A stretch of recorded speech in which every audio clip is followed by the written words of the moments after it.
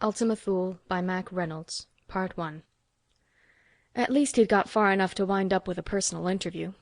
It's one thing doing up an application and seeing it go onto an endless tape and be fed into the maw of a machine, and then to receive, in a matter of moments, a neatly printed rejection. It's another thing to receive an appointment to be interviewed by a placement officer in the Commissariat of Interplanetary Affairs, Department of Personnel. Ronny Bronston was under no illusions. 9 out of 10 men of his age annually made the same application. Almost all were annually rejected. Statistically speaking, practically nobody ever got an interplanetary position. But he'd made step 1 along the path of a lifetime ambition. He stood at easy attention immediately inside the door. At the desk at the far side of the room, the placement officer was going through a sheaf of papers. He looked up and said, "Ronald Bronston? Sit down. You'd like an interplanetary assignment, eh? So would I." Ronny took the chair. For a moment he had tried to appear alert, earnest, ambitious, but not too ambitious, fearless, devoted to the cause, and indispensable. For a moment. Then he gave it up and looked like Ronny Bronston. The other looked up and took him in. The personnel officials saw a man of averages, in the late 20s, average height, weight, and breadth, pleasant face in an average sort of way, but not handsome. Less than sharp in dress, hair inclined to be on the undisciplined side, brown of hair, dark of eye, in a crowd inconspicuous. In short, Ronny Bronston. The personnel officer grunted. He pushed a button, said something into his order box. A card slid into the slot, and he took it out and stared gloomily at it. "What are your politics?" he said. "Politics?" Ronny Bronston said. "I haven't any politics. My father and grandfather before me have been citizens of United Planets. There hasn't been any politics in our family for 3 generations." "Family?" "None." The other grunted and marked the card. "Racial prejudices?" "I beg your pardon?" "Do you have any racial prejudices, any at all?" "No." The personnel officer said, "Most people answer that way at first, these days, but some don't at second. For instance, suppose you had to have a blood transfusion. Would you have any objection to it being blood donated by, say, a Negro, or a Chinese, or, say, a Jew?" Ronny ticked it off on his fingers. "One of my great-grandfathers was a French colon who married a Moroccan girl. The Moors are a blend of Berber, Arab, Jew, and Negro. Another of my great-grandfathers was a Hawaiian. They're largely a blend of Polynesians, Japanese, Chinese, and Caucasians, especially Portuguese. Another of my great-grandfathers was Irish, English, and Scotch. He married a girl who was half Latvian, half Russian." Ronny wound it up. "Believe me, if I had a blood transfusion from just anybody at all, the blood would feel right at home." The interviewer snorted, even as he marked the card. "That accounts for 3 great-grandfathers," he said lightly. "You seem to have made a study of your family tree. What was the other one?" Ronny said expressionlessly, "A Texan." The secretary shrugged and looked at the card again. "Religion?" "Reformed agnostic," Ronny said. This one was possibly where he ran into a brick wall. Many of the planets had strong religious beliefs of one sort or another. Some of them had state religions, and you either belonged or else. "Is there any such church?" The personnel officer frowned. "No, I'm a one-man member. I'm of the opinion that if there are any greater powers that be, they're keeping the fact from us. And if that's the way they want it, it's their business. If and when they want to contact me, one of their puppets dangling from a string, then I suppose they'll do it. Meanwhile, I'll wait." The other said interestedly, "You think that if there is a higher power and if it ever wants to get in touch with you, it will?" In its own good time. Sort of a don't call me thing, I'll call you." The personnel officer said, "There have been a few revealed religions, you know." So they said. None of them have made much sense to me. If a superpower wanted to contact man, it seems unlikely to me that it'd be all wrapped up in a lot of complicated gobbledygook. It would all be very clear indeed." The personnel officer sighed. He marked the card, stuck it back into the slot in his order box, and it disappeared. He looked up at Ronny Bronston. "All right, that's all." Ronny came to his feet. "Well, what happened?" The other grinned at him sourly. "Darned if I know," he said. "By the time you get to the outer office, you'll probably find out." He scratched the end of his nose and said, "I sometimes wonder what I'm doing here." Ronny thanked him, told him goodbye, and left. In the outer office, a girl looked up from a card she'd just pulled out of her own order box. "Ronald Bronston?" "That's right." She handed the card to him. "You're to go to the office of Ross Metaxa in the Octagon, Commissariat of Interplanetary Affairs, Department of Justice, Bureau of Investigation, Section G." In a lifetime spent in first preparing for United Planets employment and then in working for the organization, Ronny Bronston had never been in the Octagon building. He'd seen photographs, tried e-broadcasts, and he'd heard several thousand jokes on various levels from pun to obscenity about getting around in the building, but he'd never been there. For that matter, he'd never been in Greater Washington before, other than a long-ago tourist trip. Population Statistics, his department, had its main offices in New Copenhagen. His card was evidently all that he needed for entry. At the 6th gate he dismissed his car and let it shoot back into the traffic mess. He went up to one of the guard guides and presented the card. The guide inspected it. "Section G of the Bureau of Investigation," he muttered. "Every day something new. I never heard of it." "It's probably some outfit in charge of cleaning the heads on space liners," Ronny said unhappily. He'd never heard of it either. "Well, it's no problem," the guard guide said. He summoned a three-wheel, fed the coordinates into it from Ronny's card, handed the card back, and flipped an easy salute. "You'll soon know." The scooter slid into the Octagon's hall traffic and proceeded up one corridor, down another, twice taking to ascending ramps. Ronny had read somewhere the total miles of corridors in the Octagon. He hadn't believed the figures at the time. Now he believed them. He must have traversed several miles before they got to the Department of Justice alone. It was another quarter-mile to the Bureau of Investigation. The scooter eventually came to a halt, waited long enough for Ronny to dismount, and then hurried back into the traffic. He entered the office. A neatly uniformed reception girl with a harassed and cynical eye looked up from her desk. "Ronald Bronston?" she said. "That's right." "Where have you been?" She had a snappy cuteness. "The commissioner has been awaiting you. Go through that door and to your left." Ronny went through that door and to the left. There was another door, inconspicuously lettered, "Ross Metaxa, Commissioner, Section G." Ronny knocked and the door opened. Ross Metaxa was going through a wad of papers. He looked up, a man in the middle years, sour of expression, moist of eye, as though he either drank too much or slept too little. "Sit down," he said. "You're Ronald Bronston, eh? What do they call you, Ronny? It says here you've got a sense of humor. That's one of the first requirements in this lunatic department." Ronny sat down and tried to form some opinions of the other by his appearance. He was reminded of nothing so much as the stereotype city editor you saw in the historical romance tridees. All that was needed was for Metaxa to start banging on buttons and yelling something about tearing down the front page, whatever that meant. Metaxa said, "It also says you have some queer hobbies. Judo, small weapons target shooting, mountain climbing." He looked up from the reports. "Why does anybody climb mountains?" Ronny said, "Nobody's ever figured out." That didn't seem to be enough, especially since Ross Metaxa was staring at him, so he added, "Possibly we devotees keep doing it in hopes that someday somebody'll find out." Ross Metaxa said sourly, "Not too much humor, please. You don't act as though getting this position means much to you." Ronny said slowly, "I figured out some time ago that every young man on Earth yearns for a job that will send him shuttling from one planet to another. To achieve it, they study, they sweat, they make all-out efforts to meet and suck up to anybody they think might help.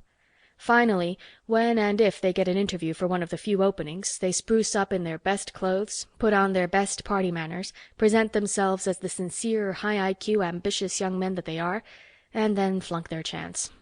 I decided I might as well be what I am." Ross Metaxa looked at him. "Okay," he said finally. "We'll give you a try." Ronny said blankly, "You mean I've got the job?" "That's right." "I'll be damned." "Probably," Metaxa said. He yawned. "Do you know what Section G handles?" "Well, no. But as for me, just so I get off Earth and see some of the galaxy." End of Part 1. Part 2. Metaxa had been sitting with his heels on his desk. Now he put them down and reached a hand into a drawer to emerge with a brown bottle and 2 glasses. "Do you drink?" he said. "Of course." "Even during working hours?" Metaxa scowled. "When occasion calls." "Good," Metaxa said. He poured 2 drinks. "You'll get your fill of seeing the galaxy," he said. "Not that there's much to see.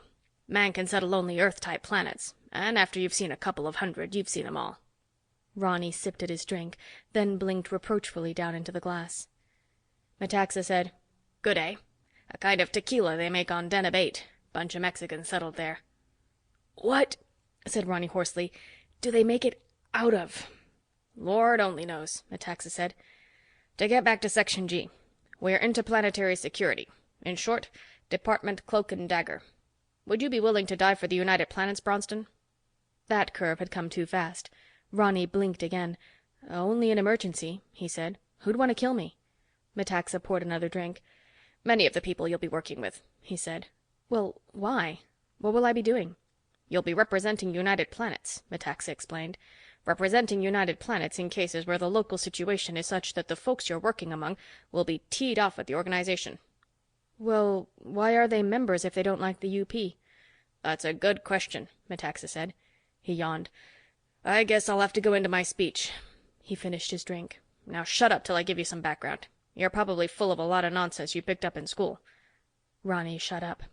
He'd expected more of an air of dedication in the Octagon, and in such ethereal departments as that of interplanetary justice. However, he was in now and not adverse to picking up some sophistication beyond the ken of the earth-bound employees of UP. The other's voice took on a faraway, albeit bored tone. "It seems that most of the times man gets a really big idea, he goes off half-cocked. Just one example.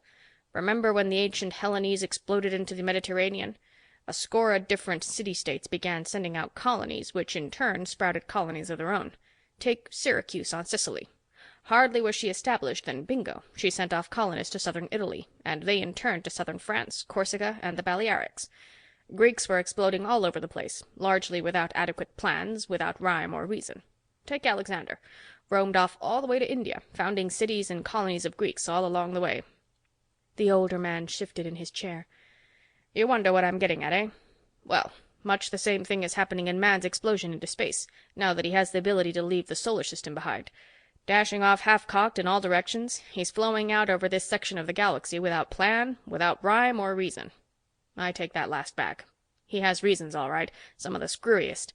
Religious reasons, racial reasons, idealistic reasons, political reasons, altruistic reasons, and mercenary reasons.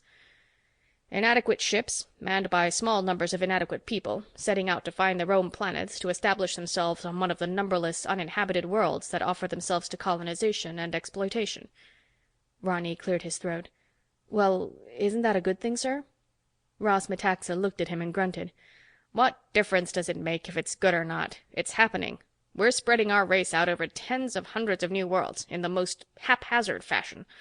As a result, we of United Planets now have a chaotic mishmash on our hands. How we manage to keep as many planets in the organization as we do sometimes baffles me. I suppose most of them are afraid to drop out, conscious of the protection UP gives against each other." He picked up a report. "Here's Monet, originally colonized by a bunch of painters, writers, musicians, and such. They had dreams of starting a new race," Metaxa snorted, "with everybody artists. They were all so impractical that they even managed to crash their ship on landing. For 300 years they were uncontacted. What did they have in the way of government by that time? A military theocracy, something like the Aztecs of pre-conquest Mexico. A matriarchy at that. And what's their religion based on? That of ancient Phoenicia, including plenty of human sacrifice to good old Moloch. What can United Planets do about it now that they've become a member? Work away very delicately, trying to get them to at least eliminate the child sacrifice phase of their culture. Will they do it? Hell no, not if they can help it. The head priestess and her clique are afraid that if they don't have the threat of sacrifice to hold over the people, they'll be overthrown." Ronny was surprised. "I'd never heard of a member planet like that. Monet?"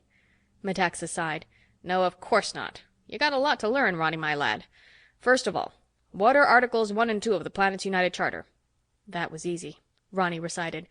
"Article 1. The United Planets organization shall take no steps to interfere with the internal political, socio-economic, or religious institutions of its member planets. Article 2. No member planets of United Planets shall interfere with the internal political, socio-economic, or religious institutions of any other member planet." He looked at the department head. "But what's that got to do with the fact that I was unfamiliar with even the existence of Monet?" "Suppose one of the advanced planets, or even Earth itself," Metaxa growled, "openly discussed in magazines, on newscasts, or wherever, the religious system of Monet. A howl would go up among the liberals, the progressives, the do-gooders, and the howl would be heard on the other advanced planets. Eventually, the citizen in the street on Monet would hear about it and be affected, and before you knew it, a howl would go up from Monet's government. Why? Because the other planets would be interfering with her internal affairs simply by discussing them." "So what you mean is," Ronny said, "part of our job is to keep information about Monet's government and religion from being discussed at all on other member planets." "That's right," Metaxa nodded. And that's just one of our dirty little jobs. One of many. Section G, believe me, gets them all. Which brings us to your first assignment." Ronny inched forward in his chair. "It takes me into space?" "It takes you into space, all right," Metaxa snorted. "At least it will after a few months of indoctrination. I'm sending you out after a legend, Ronny. You're fresh. Possibly you'll get some ideas older men in the game haven't thought of." "A legend?" "I'm sending you to look for Tommy Paine. Some members of the department don't think he exists. I do." "Tommy Paine?" "A pseudonym that somebody hung on him, way back before even my memory in this section. Did you ever hear of Thomas Paine in American history?" "He wrote a pamphlet during the Revolutionary War, didn't he?" "Common sense," Metaxa nodded. "But he was more than that. He was born in England, but went to America as a young man, and his writings probably did as much as anything to put over the revolt against the British. But that wasn't enough. When that revolution was successful, he went back to England and tried to start one there. The government almost caught him, but he escaped and got to France, where he participated in the French Revolution." "He seemed to get around," Ronny Bronston said. "And so does this namesake of his. We've been trying to catch up with him for some 20 years. How long before that he was active, we have no way of knowing. It was some time before we became aware of the fact that half the revolts, rebellions, revolutions, and such that occur in the United Planets have his dirty fingers stirring around in them." "But you said some department members don't believe in his existence." Metaxa grunted. "They're working on the theory that no one man could do all that Tommy Paine has laid to him. Possibly it's true that he sometimes gets the blame for accomplishments not his. Or for that matter, possibly he's more than one person. I don't know." "Well," Ronny said hesitantly, "what's an example of his activity?" Metaxa picked up another report from the confusion of his desk. "Here's one only a month old. Dictator on the planet Megas. Kidnapped and forced to resign. There's still confusion, but it looks as though a new type of government will be formed now." "But how do they know it wasn't just some dissatisfied citizens of Megas?" "It seems as though the kidnap vehicle was an old-fashioned Earth-type helicopter. There were no such on Megas. So Section G suspects it's a possible Tommy Paine case. We could be wrong, of course. That's why I say the man's in the way of being a legend. Perhaps the others are right and he doesn't even exist. I think he does. And if so, it's our job to get him and put him out of circulation." Ronny said slowly, "But why would that come under our jurisdiction? It seems to me that it would be up to the police of whatever planet he was on." Ross Metaxa looked thoughtfully at his brown bottle, shook his head, and returned it to its drawer. He looked at a desk watch. "Don't read into the United Planets organization more than there is. It's a fragile institution with practically no independent powers to wield. Every member planet is jealous of its prerogatives, which is understandable. It's no mistake that Articles 1 and 2 are the basic foundation of the Charter. No member planet wants to be interfered with by any other or by United Planets as an organization. They want to be left alone. Within our ranks, we have planets with every religion known to man throughout the ages. Everything ranging from primitive animism to the most advanced philosophic ethic. We have every political system ever dreamed of and every socioeconomic system. It can all be blamed on the crackpot manner in which we're colonizing. Any minority, no matter how small, religious, political, racial, or whatever, if it can collect the funds to buy or rent a spacecraft, can dash off on its own, find a new Earth-type planet, and set up in business. Fine. One of the prime jobs of Section G is to carry out, to enforce, Articles 1 and 2 of the Charter. A planet with Buddhism as its state religion doesn't want some die-hard Baptist missionary stirring up controversy. A planet with a feudalistic socioeconomic system doesn't want some hotshot interplanetary businessman coming in with some big deal that would eventually cause the feudalistic nobility to be tossed onto the ash heap. A planet with a dictatorship doesn't want subversives from some democracy trying to undermine their institutions, and vice versa." "And it's our job to enforce all this, eh?" Ronny said. "That's right," Metaxa told him sourly. "It's not always the nicest job in the system. However, if you believe in United Planets, an organization attempting to coordinate in such manner as it can the efforts of its member planets for the betterment of all, then you must accept Section G and interplanetary security." Ronny Bronston thought about it. Metaxa added, "That's why one of the requirements of this job is that you yourself be a citizen of United Planets rather than of any individual planet, have no religious affiliations, no political beliefs, and no racial prejudices. You've got to be able to stand aloof." "Yeah," Ronny said thoughtfully. Ross Metaxa looked at his watch again and sighed wearily. "I'll turn you over to one of my assistants," he said. "I'll see you again, though, before you leave." "Before I leave?" Ronny said, coming to his feet. "But where do I start looking for this Tommy Paine?" How the hell would I know? Ross Metaxa growled. End of part 2.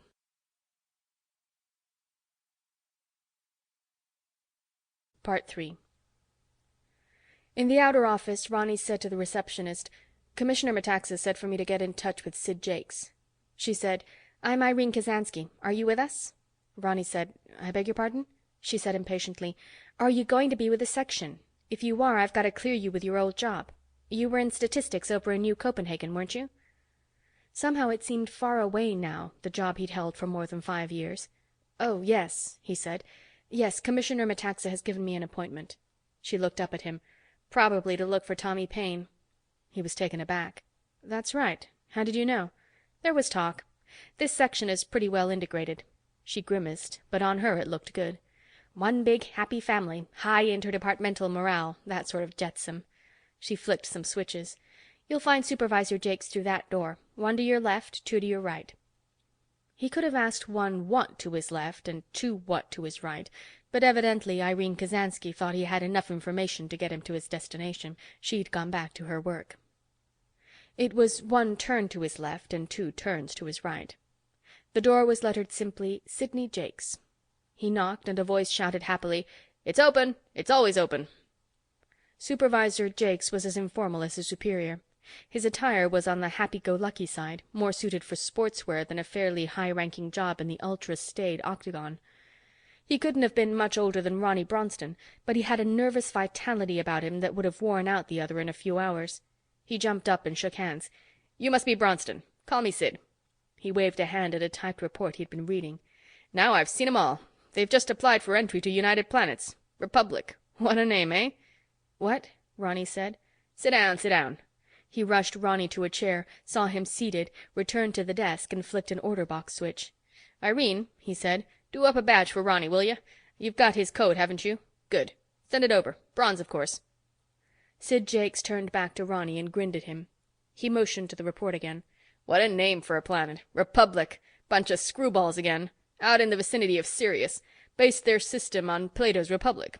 Have to go the whole way. Don't even speak basic. Certainly not. They speak ancient Greek. That's gonna be a neat trick, finding interpreters. How'd you like the old man?" Ronny said, dazed at the conversational barrage, "Old man? Oh, you mean Commissioner Metaxa?" Sure, sure, Sid grinned, perching himself on the edge of the desk. "Did he give you that drink of tequila during work hours routine? He'd like to poison every new agent we get. What a character." The grin was infectious. Ronny said carefully, "Well, I did think his method of hiring a new man was a little cavalier." "Cavalier yet," Sid Jakes chortled. "Look, don't get the old man wrong. He knows what he's doing. He always knows what he's doing." "But he took me on after only 2 or 3 minutes conversation." Jakes cocked his head to one side. "Oh, you think so? When did you first apply for interplanetary assignment, Ronny?" "I don't know. About 3 years ago." Jakes nodded. "Well, depend upon it, you've been under observation for that length of time. At any one period, Section G is investigating possibly 1,000 potential agents. We need men, but qualifications are high." He hopped down from his position, sped around to the other side of the desk, and lowered himself into his chair. "Don't get the wrong idea, though. You're not in. You're on probation. Whatever the assignment the old man gave you, you've got to carry it out successfully before you're full-fledged." He flicked the order box switch and said, "Irene, where the devil's Ronny's badge?" Ronny Bronston heard the office girl's voice answer snappishly. All right, Jake said. "I love you too. Send it in when it comes." He turned to Ronny. "What is your assignment?" "He wants me to go looking for some firebrand nicknamed Tommy Paine. I'm supposed to arrest him. The commissioner said you'd give me details." Sid Jake's face went serious. He puckered his lips. "Wow, that'll be a neat trick to pull off," he said. He flicked the order box switch again. Irene's voice snapped something before he could say anything, and Sid Jakes grinned and said, Okay, darling. But if this is the way you're gonna be, I won't marry you. Then what will the children say? Besides, that's not what I called about. Have ballistics do up a Model H gun for Ronny, will ya? Be sure it's adjusted to his code." He flicked off the order box and turned back to Ronny. "I understand you're familiar with handguns. It's in this report on you."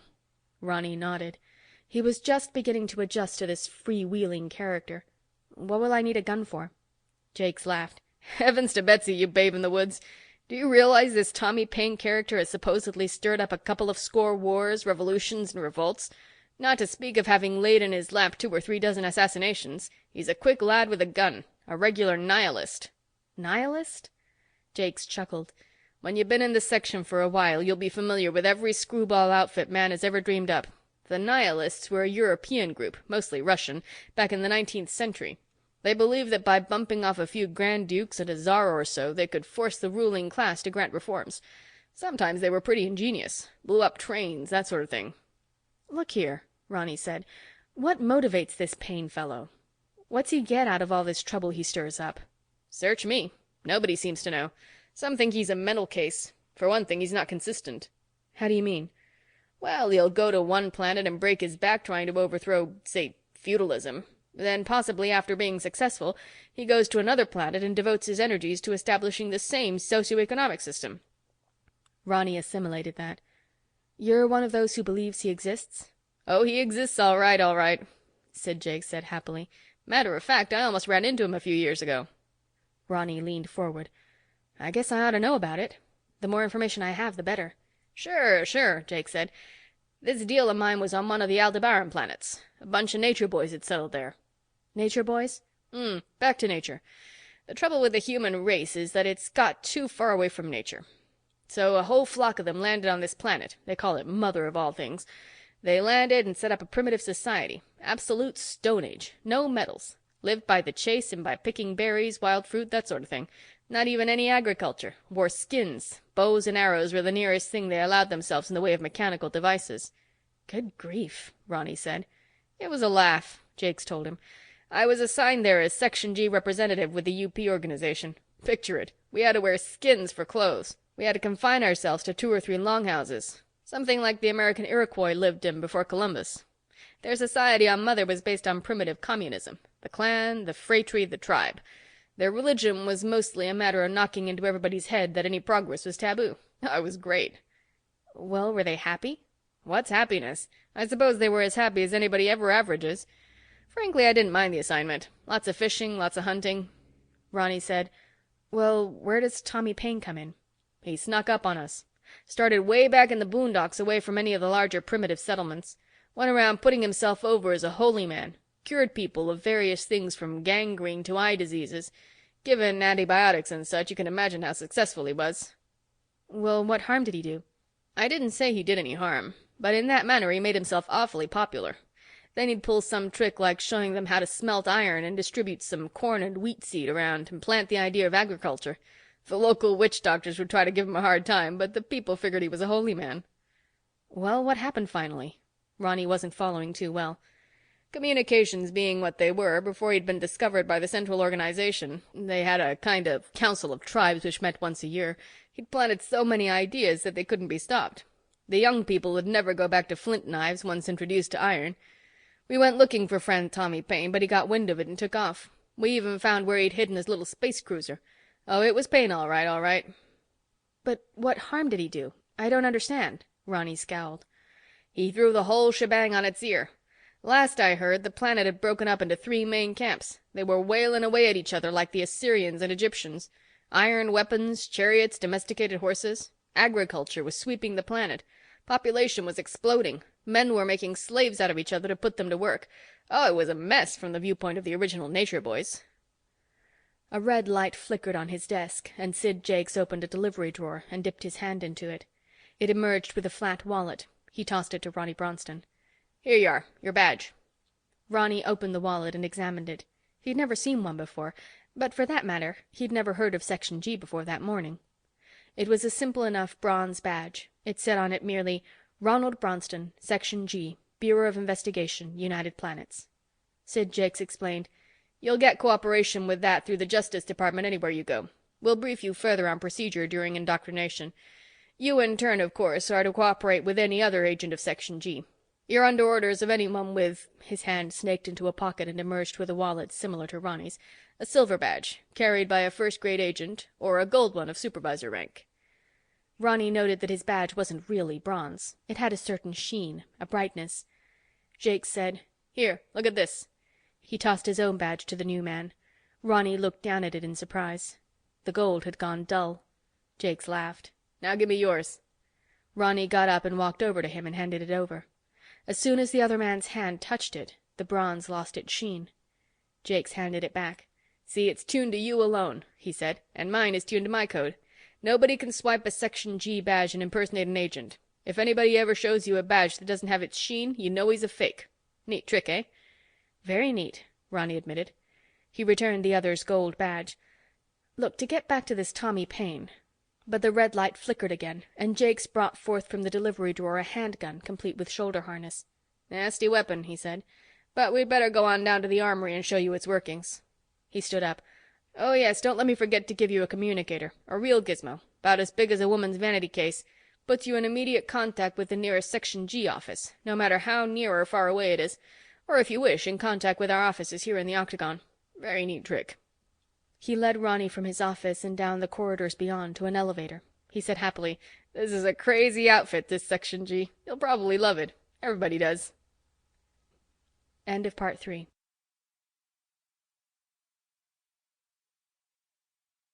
Part 4. Ronny learned to love Section G. In moderation. He was initially taken aback by the existence of the organization at all. He'd known, of course, of the Department of Justice, and even of the Bureau of Investigation, but Section G was hush-hush, and not even United Planets publications ever mentioned it. The problems involved in remaining hush-hush weren't as great as all that. The very magnitude of the UP, which involved more than 2,000 member planets, allowed of departments and bureaus hidden away in the endless stretches of red tape. In fact, although Ronny Bronston had spent the better part of his life thus far in studying for a place in the organization, and then working in the Population Statistics Department for some years, he was only now beginning to get the overall picture of the workings of the mushrooming, chaotic United Planets organization. It was Earth's largest industry by far. In fact, for all practical purposes, it was her only major industry. Tourism, yes, but even that in a way was related to the United Planets organization. Millions of visitors whose ancestors had once emigrated from the mother planet streamed back in racial nostalgia.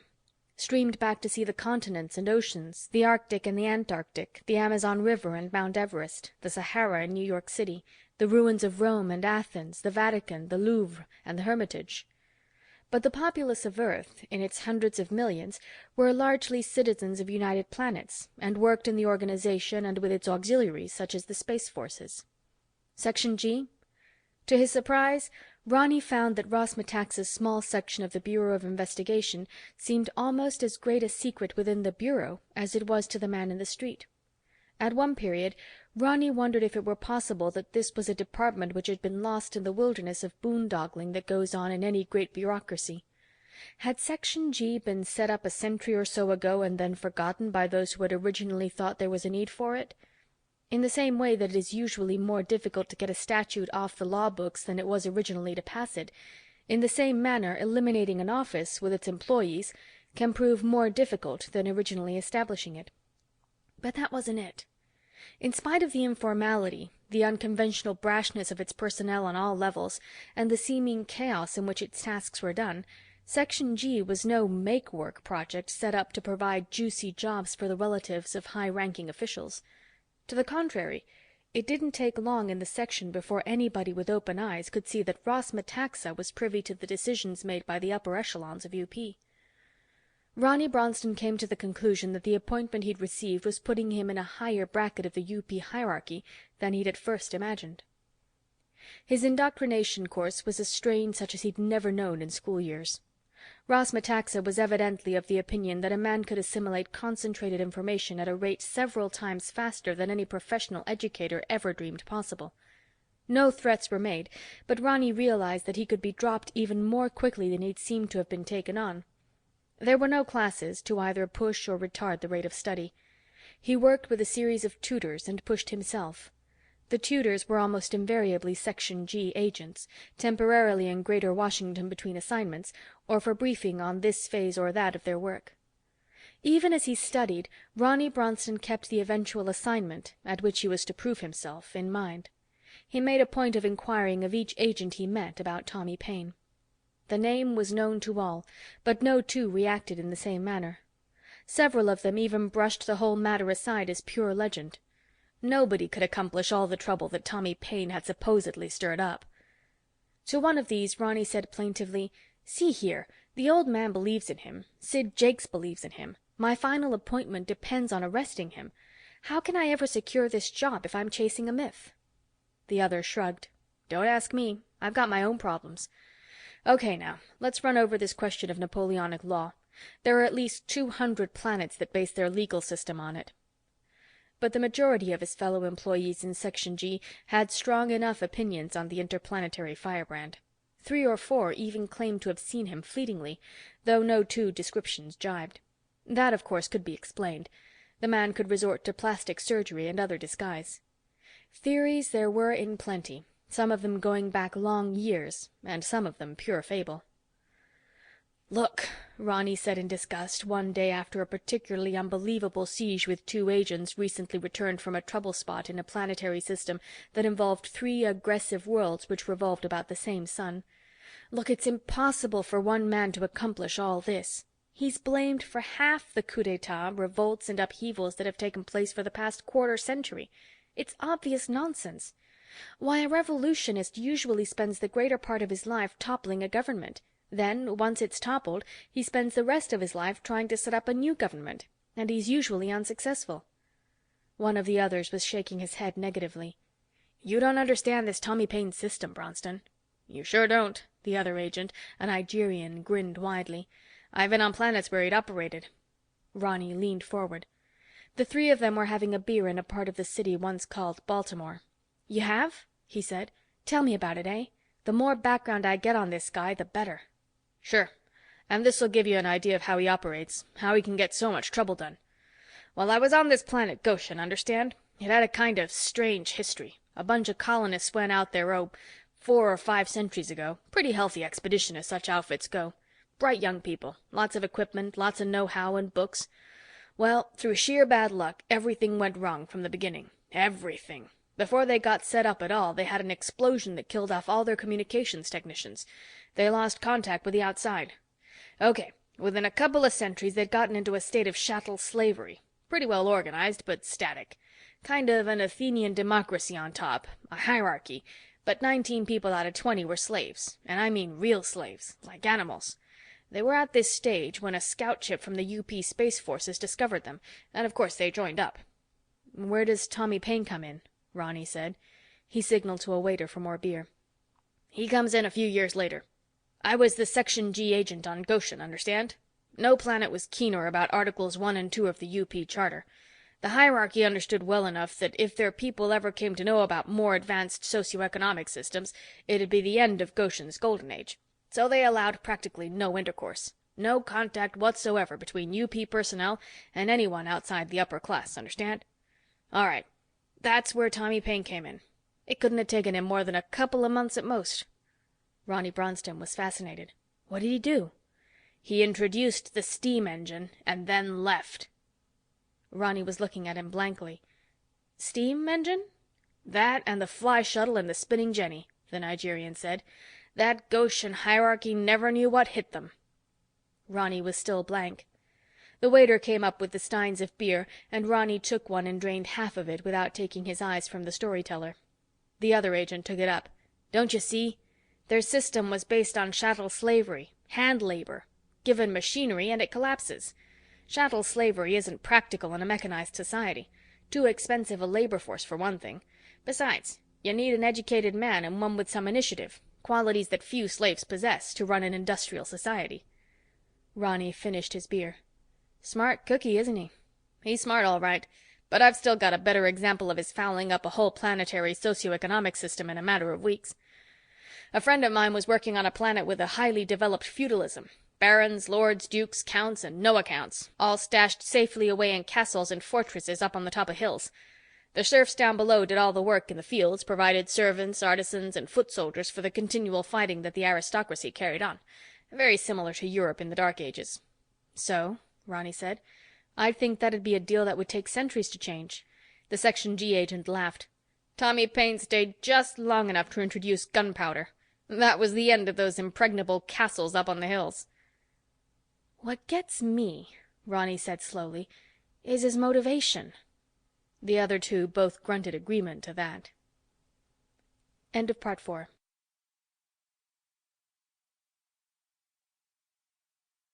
Part 5. Toward the end of his indoctrination studies, Ronny appeared one morning at the Octagon Section G offices and before Irene Kazansky. Watching her fingers fly, listening to her voice rapping and snapping, okaying and rejecting, he came to the conclusion that automation could go just so far in office work, and then you were thrown back on the hands of the efficient secretary. Irene was a one-woman office staff. She looked up at him. "Hello, Ronny. Thought you'd be off on your assignment by now. Got any clues on Tommy Paine?" "No," he said. "That's why I'm here. I wanted to see the commissioner." "About what?" She flicked a switch. When a light flickered on one of her order boxes, she said into it, "No," emphatically, and turned back to him. "He said he wanted to see me again before I took off." She fiddled some more, finally said, "All right, Ronny. Tell him he's got time for 5 minutes with you." 5 minutes? "Then he's got an appointment with the Commissioner of Interplanetary Culture," she said. "You'd better hurry along." Ronny Bronston retraced the route of his first visit here. How long ago? It already seemed ages since his probationary appointment. Your life changed fast when you were in Section G. Ross Metaxa's brown bottle, or its twin, was sitting on his desk, and he was staring at it glumly. He looked up and scowled. "Ronald Bronston," Ronny said. "Irene Kazansky told me to say I could have 5 minutes with you. Then you have an appointment with the Commissioner of Interplanetary Culture." "I remember you," Metaxa said. "Have a drink. Interplanetary Culture. Ha! The Xanadu Folk Dance Troupe. They dance nude. They've been touring the whole UP. Roaring success everywhere, obviously. Now they're assigned to Virtue, a planet settled by a bunch of fundamentalists. They want the troupe to wear Mother Hubbards. The Xanadu outfit is in a tizzy. They've been insulted. They claim they're the most modest members of UP, that nudity has nothing to do with modesty. The government of Virtue said that's fine, but they wear Mother Hubbards or they don't dance. Xanadu says it'll withdraw from United Planets." Ronny Bronston said painfully, "Why not let them?"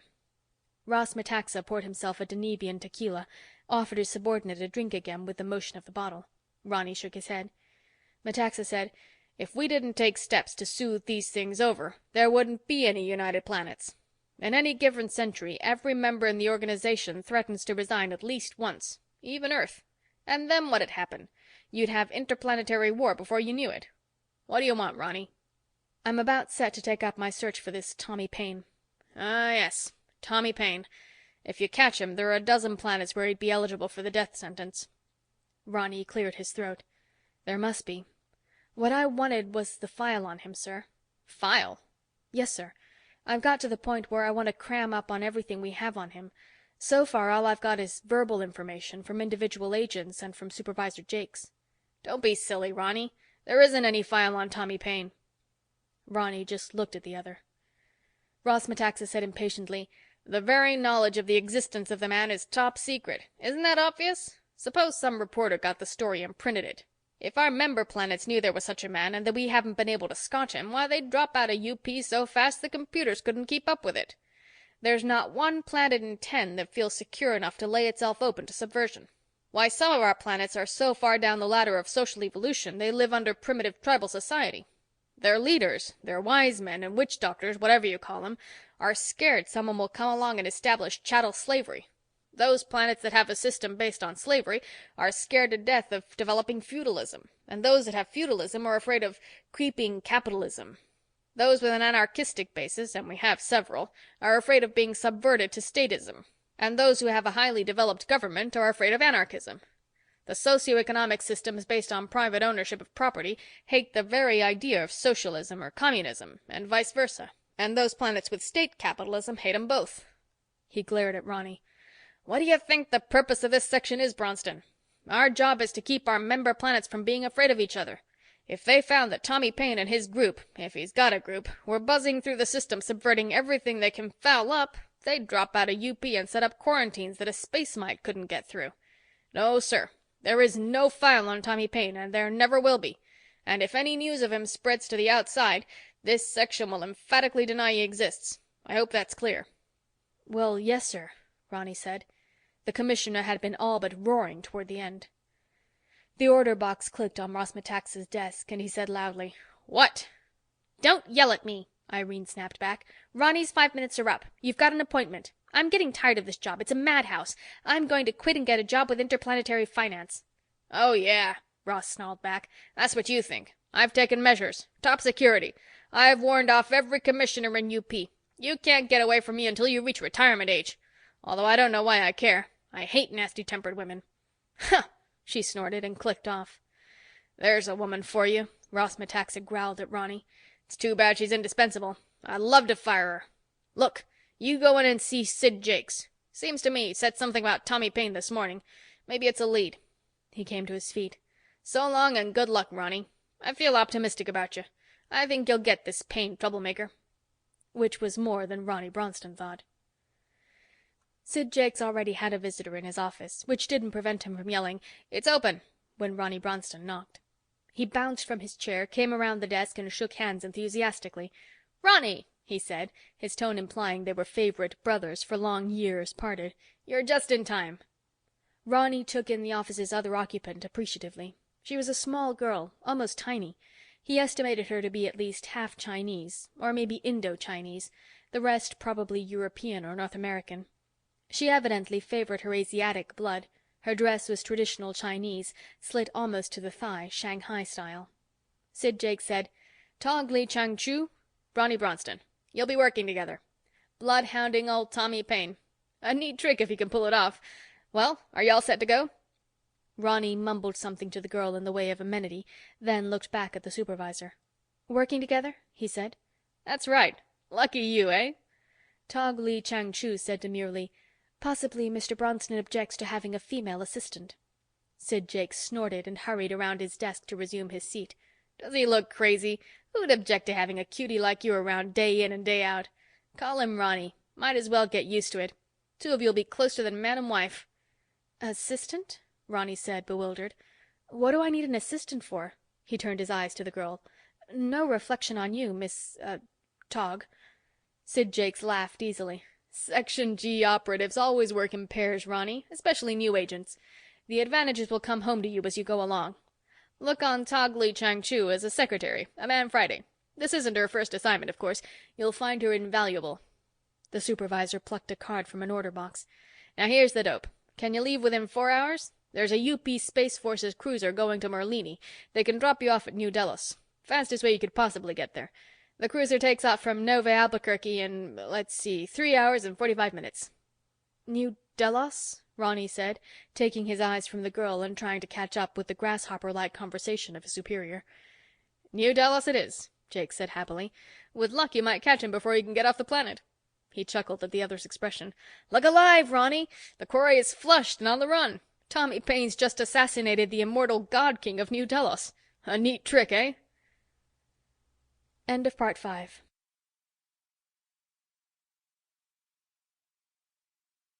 Part 6. The following hours were chaotic. There was no indication of how long a period he'd be gone. For all he knew, it might be years. For that matter, he might never return to Earth. This Ronny Bronston had realized before he ever applied for an interplanetary appointment. Mankind was exploding through this spiral arm of the galaxy. There was a racial enthusiasm about it all. Man's destiny lay out in the stars, only a laggard stayed home of his own accord. It was the ambition of every youth to join the snowballing avalanche of man into the neighboring stars. It took absolute severity by Earth authorities to prevent the depopulation of the planet. But someone had to stay to administer the ever more complicated racial destiny. Earth became a clearinghouse for 1,000 cultures attempting, with only moderate success, to coordinate her widely spreading children. She couldn't afford to let her best seed depart. Few there were, any more, allowed to emigrate from Earth. New colonies drew their immigrants from older ones. Lucky was the Earthling able to find service in interplanetary affairs, in any of the thousands of tasks that involved journey between member planets of UP. Possibly 1/100th of the population at one time or another, and for varying lengths of time, managed it. Ronny Bronston was lucky and knew it. The thing now was to pull off this assignment and cinch the appointment for good. He packed in a swirl of confusion. He phoned a relative who lived in the part of town once known as Richmond, explained the situation, and asked that the other store his things and dispose of the apartment he'd been occupying. Luckily, the roof of his apartment building was a copter cab pickup point, and he was able to hustle over to the shuttleport in a matter of a few minutes.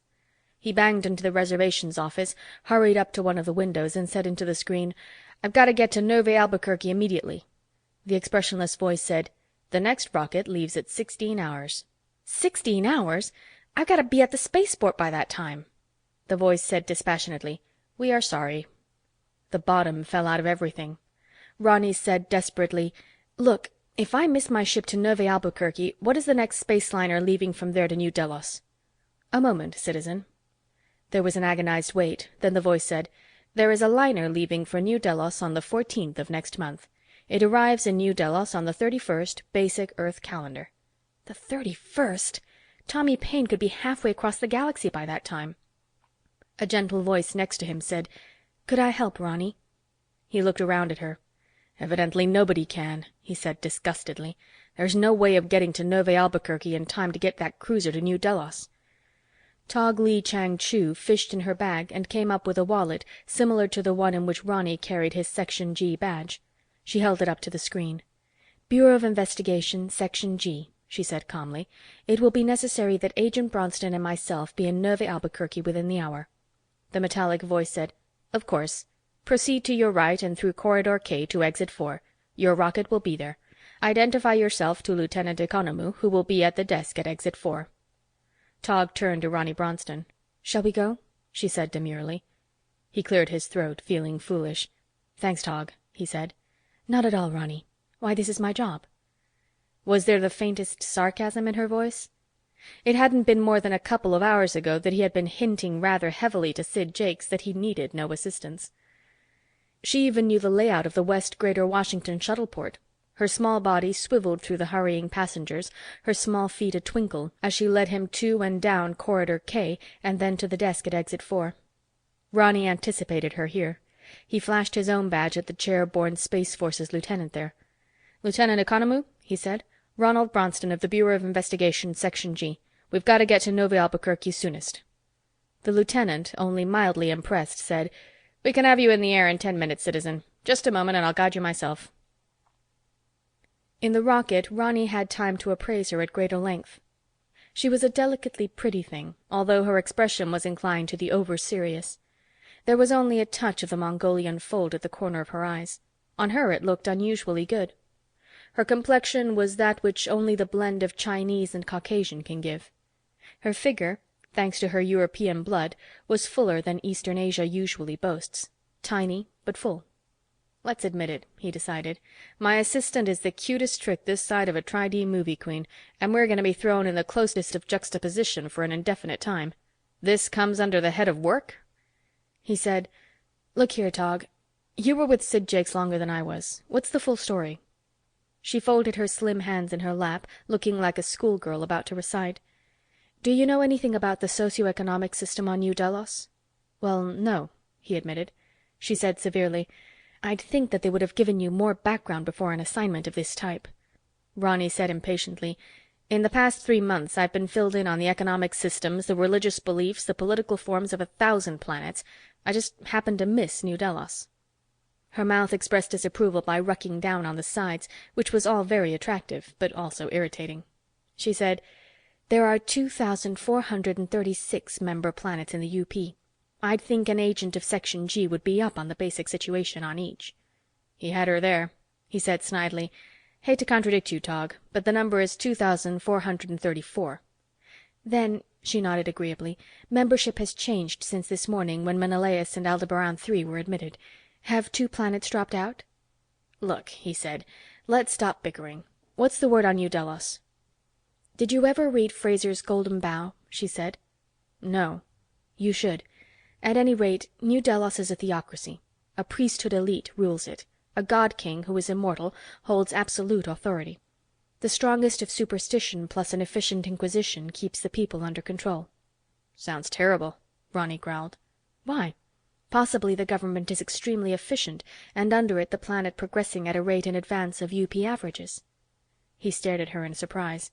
She said, "Would you rather be ruled by the personal, arbitrary whims of supremely wise men, or by laws formulated by a mob?" It stopped him momentarily. In all his adult years, he couldn't remember ever meeting an intelligent, educated person who had been opposed to the democratic theory. Wait a minute now. he said. Who decides that they are supremely wise men who are doing this arbitrary ruling? Let any group come to power, by whatever means, and they'll soon tell you they're an elite. But let's get back to New Delos. From what you've said so far, the people are held in a condition of slavery. What's wrong with slavery? Tog said mildly. He all but glared at her. Are you kidding? I seldom jest, Tog said primly. Under the proper conditions, slavery can be the most suitable system for a people. Under what conditions? Have you forgotten your Earth history to the point where Egypt, Greece, and Rome mean nothing to you? Man made some of his outstanding progress under slavery. And do you contend that man's lot is necessarily miserable given slavery? As far back as Aesop, we know of slaves who have reached the heights in their society. Slaves sometimes could and did become the virtual leaders in ancient countries. She shrugged prettily. The prejudices which you hold today on Earth did not necessarily apply to all time, nor to all places. He said impatiently, Look, Tog, we can go into this further later. Let's get back to New Delos. What happened? Tog said, The very foundation of their theocracy is the belief on the part of the populace that the God-King is immortal. No man conspires against his deity. Supervisor Jakes informed me that it is understood by UP intelligence that about once every 20 years the priesthood secretly puts in a new God-King. Plastic surgery would guarantee facial resemblance, and of course the rank-and-file citizen would probably never be allowed close enough to discover that their God-King seemed different every couple of decades. At any rate, it's been working for some time. And there's been no revolt against this religious aristocracy? She shook her head. Evidently not. It takes a brave man to revolt against both his king and his god at the same time. But what happened now? Ronny pursued. Evidently, right in the midst of a particularly important religious ceremony, with practically the whole planet watching on TV, the God-King was killed with a bomb. No doubt about it, definitely killed. There are going to be a lot of people on New Delos wondering how it can be that an immortal God-King can die. And Sid thinks it's Tommy Paine's work.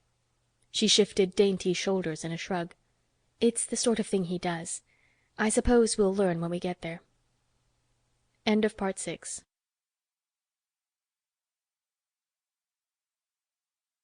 Part 7. Even on the fast Space Force's cruiser, the trip was going to take a week, and there was precious little Ronny Bronston could do until arrival. He spent most of his time reading up on New Delos and the several other planets in the UP organization which had fairly similar regimes. More than a few theocracies had come and gone during the history of man's development into the stars. He also spent considerable time playing battle chess or talking with Tog and with the ship's officers. These latter were a dedicated group, high in morale, enthusiastic about their work, which evidently involved the combined duties of a navy, a coast guard, and a coast and geodetic survey system, if we use the ocean-going services of an earlier age for analogy.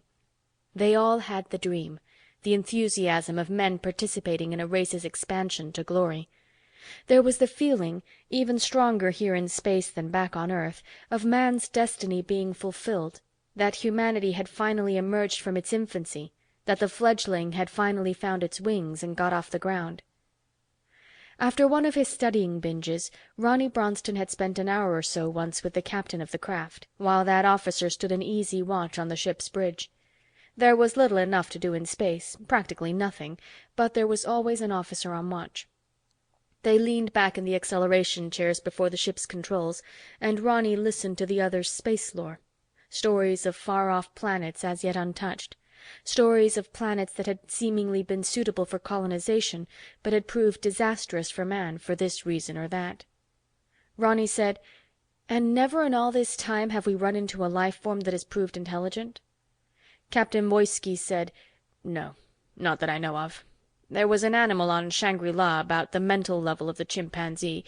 So far as I know, that's the nearest to it." "Shangri-La?" Ronny said. "That's a new one." There was an affectionate gleam in the captain's eye. "Yes," he said. "If and when I retire, I think that'd be the planet of my choice, if I could get permission to leave Earth, of course." Ronny scowled in attempted memory.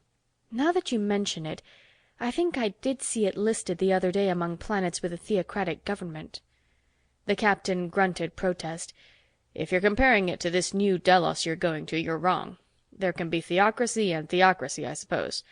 Actually, I imagine Shangri-La has the most, well, gentle government in the system." Ronny was interested. His recent studies hadn't led him to much respect for a priesthood in political power. What's the particular feature that seemed to have gained your regard? "Moderation," Voysky chuckled. "They carry it almost to the point of immoderation, but not quite. Briefly, it works something like this. They have a limited number of monks, I suppose you'd call them, who spend their time at whatever moves them, at the arts, at scientific research, at religious contemplation, any religion will do, as students of anything and everything, and at the governing of Shangri-La. They make a point of enjoying the luxuries in moderation, and aren't a severe drain on the rank-and-file citizens of the planet." Ronny said, "I have a growing distrust of hierarchies. Who decides who is to become a monk and who remain a member of the rank and file?" The captain said, "A series of the best tests they can devise to determine a person's intelligence and aptitudes. From earliest youth, the whole populace is checked and rechecked. At the age of 30, when it is considered that a person has become adult and has finished his basic education, a limited number are offered monkhood. Not all want it." Ronny thought about it. "Why not? What are the shortcomings?" The captain shrugged. "Responsibility, I suppose." "The monks aren't allowed sex, booze, that sort of thing, I imagine?"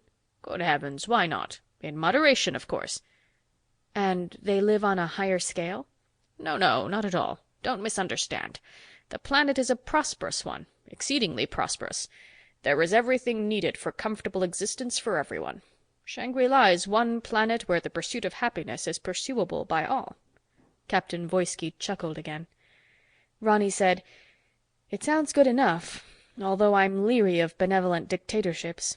The trouble with them is that it's up to the dictators to decide what's benevolent, and almost always nepotism rears its head, favoritism of one sort or another. How long will it be before one of your moderate monks decides he'll moderately tinker with the tests or whatever, just to be sure his favorite nephew makes the grade? A high IQ is no guarantee of integrity." The captain didn't disagree. "That's always possible, I suppose. One guard against it in this case is the matter of motive. The privilege of being a monk isn't as great as all that. Materially, you aren't particularly better off than anyone else.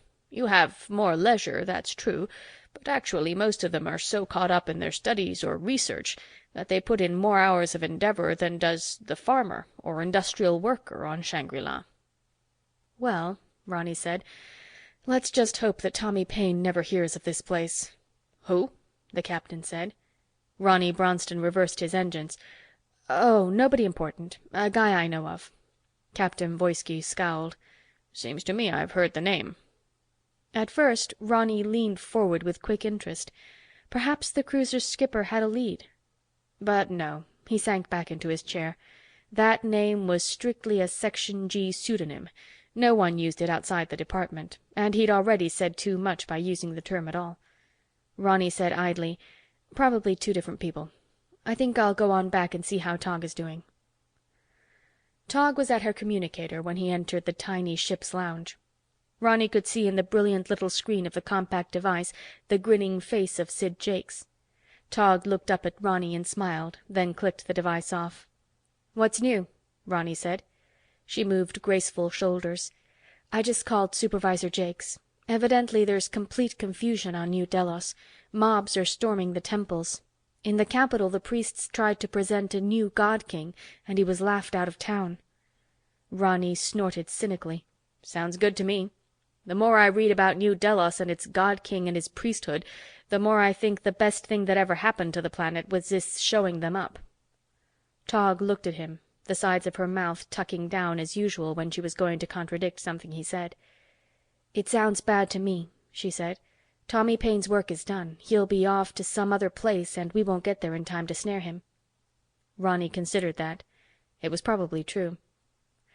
"I wonder," he said slowly, "if it's possible for us to get a list of all ships that have blasted off since the assassination. All ships and their destination from New Delos." The idea grew in him. "Look, it's possible that a dictatorial government such as theirs would immediately quarantine every spaceport on the planet." Tog said, "There's only one spaceport on New Delos. The priesthood didn't encourage trade or even communication with the outside, didn't want its people contaminated. "Holy smokes," Ronny blurted. "It's possible that Tommy Paine's on that planet and can't get off. Look, Tog, see if you can raise the Section G representative on New Delos and—" Tog said demurely, "I already have taken that step, Ronny, knowing that you'd want me to. Agent Moulay Hassan has promised to get the name and destination of every passenger that leaves New Delos." Ronny sat down at a table and dialed himself a mug of stout. "Drink?" he said to Tog. "Possibly we've got something to celebrate." She shook her head disapprovingly. "I don't use depressants." There was nothing more to be discussed about New Delos. They simply would have to wait until their arrival. Ronny switched subjects. "Ever hear of the planet Shangri-La?" he asked her. He took a sip of his brew. "Of course," she said. "A rather small planet, Earth-type within 4 degrees, noted for its near-perfect climate and its scenic beauty." "Captain was talking about it," Ronny said. "Sounds like a regular paradise." Tog made a negative sound. "Well, what's wrong with Shangri-La?" Ronny said impatiently. "Static," she said briefly. He looked at her. "It sounds to me as though it's developed a near-perfect socioeconomic system. What do you mean, static?" "No push, no drive," Tog said definitely. "What is the old term? Everyone has it made. The place is stagnating. I wouldn't be surprised to see Tommy Paine show up there sooner or later." Ronny said, "Look, since we've known each other, have I ever said anything you agree with?" Tog raised her delicate eyebrows. "Why, Ronny, you know perfectly well we both agreed that the eggs for breakfast were quite inedible." Ronny came to his feet again.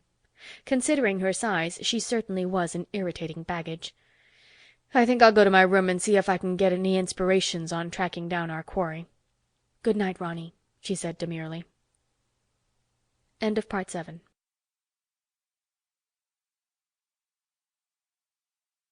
Part 8. They ran into a minor difficulty upon arrival at New Delos. The captain called both Ronny Bronston and Tog Lee Chang-Chu to the bridge. He nodded in the direction of the communications screen. A bald-headed, robed character, obviously a priest, scowled at them. Captain Voisky said, "The sub-bishop informs me that the provisional government has ruled that any spacecraft landing on New Delos cannot take off again without permission, and that every individual who lands, even United Planets personnel, will need an exit visa before being allowed to depart." Ronny said, "Then you can't land?" The captain said reasonably, "My destination is Merlini. I've gone out of my way slightly to drop you off here, but I can't afford to take the chance of having my ship tied up for what might be an indefinite period. Evidently there's considerable civil disorder down there." From the screen, the priest snapped, "That is an inaccurate manner of describing the situation." "Sorry," the captain said dryly. Ronny Bronston said desperately, "But Captain, Miss Tog and I simply have to land." He reached for his badge. "High priority. Bureau of Investigation." The captain shrugged his hefty shoulders. "Sorry. I have no instructions that allow me to risk tying up my ship. Here's a possibility. Can you pilot a landing craft? I could spare you one, then you and your assistant would be the only ones involved. You could turn it over to whatever Space Forces base we have here." Ronny said miserably, "No, I'm not a space pilot." "I am," Tog said softly. "The idea sounds excellent." "We shall expect you," the sub-bishop said. The screen went blank. Tog Lee Chang-Chu piloted a landing craft with the same verb that she seemed to be able to handle any other responsibility. As he sat in the seat next to her, Ronny Bronston took in her practiced flicking of the controls from the side of his eyes. He wondered vaguely at the efficiency of such Section G officials as Metaxa and Jakes, that they would assign an unknown quality such as himself to a task as important as running down Tommy Paine, and then, as an assistant, provide him with an experienced operative such as Tog. The bureaucratic mind can be a dilly, he decided. Was the fact that she was a rather delicately constructed girl a factor? He felt the weight of the Model H gun nestled under his left armpit. Perhaps in the clutch, Section G preferred men as agents. They swooped into a landing that brought them as close to the control tower as was practical. In a matter of moments, there was a guard of 20 or more sloppily uniformed men about their small craft. Tog made a move. "Welcoming committee," she said. They climbed out the circular port and flashed their United Planets Bureau of Investigation badges to the youngish-looking soldier who seemed in command. He was indecisive. "United Planets?" he said. "All I know is I'm supposed to arrest anybody landing." Ronny snapped. "We're to be taken immediately to United Planets headquarters." "Well, I don't know about that. I don't take orders from foreigners." One of his men was nervously fingering the trigger of his submachine gun. Ronny's mouth went dry.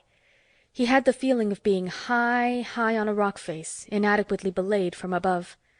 Tog said smoothly, "But Major, I'm sure whoever issued your orders had no expectation of a special delegation from the United Planets coming to congratulate your new authorities on their success. Of course, it's unknown to arrest a delegation from United Planets." "It is?" He frowned at her. "I mean, you are?" "Yes," Tog said sweetly. Ronny took the hint. "Where can we find a vehicle, Major, to get us to the capital and to United Planets headquarters? Evidently we arrived before we were expected. There should have been a big welcoming committee here." "Oh," the obviously recently promoted lad said hesitantly. "Well, I suppose we can make arrangements. This way, please." He grinned at Tog as they walked toward the administration building. "Do all girls dress like you on Earth?" "Well, no," she said demurely. "That's too bad," he said gallantly. "Why, Major," Tog said, keeping her eyes on the tarmac. At the administration building there was little of order, but eventually they managed to arrange for their transportation. Luckily, they were supplied with a chauffeur-driven heliocar. Luckily, because without the chauffeur to help them run the gauntlet, they would have been held up by parades, demonstrations, and monstrous street meetings a dozen times before they ever reached their destination. Twice, Ronny stopped short of drawing his gun only by a fraction when half-drunken demonstrators stopped them. The driver, a wispy, sad-looking type, shook his head. "There's no going back now," he told them over his shoulder. "No going back. Last week I was all with the rest. I never did believe David the One was really immortal. But you was just used to the idea, see? It had always been that way, with the priests running everything, and we was used to it. Now I wish we was still that way. At least you knew how you stood, see? Now what's going to happen?" "That's an interesting question," Tog said politely. Ronny said, "Possibly you'll have the chance to build a better world now." The driver shot a contemptuous look over his shoulder. "Better world? What do I want with a better world? I just don't want to be bothered. I've been getting my 3 squares a day, got a nice little flat for my family. How do I know it's not going to be a worse world?" "That's always a possibility," Tog told him. "Do most people seem to feel the same?" "Practically everybody I know does," he said glumly. "But the fat's in the fire now. The priests are trying to hold on, but their government is falling apart all over the place." "Well," Ronny said, "at least you can figure just about anything in the way of a new government will be better than one based on superstition and inquisition. It couldn't get worse." "Things can always get worse," the other contradicted him sadly. They left the cab before an impressively tall, many-windowed building in city center. As they mounted the steps, Ronny frowned at her. "You seemed to be encouraging that man in his pessimism.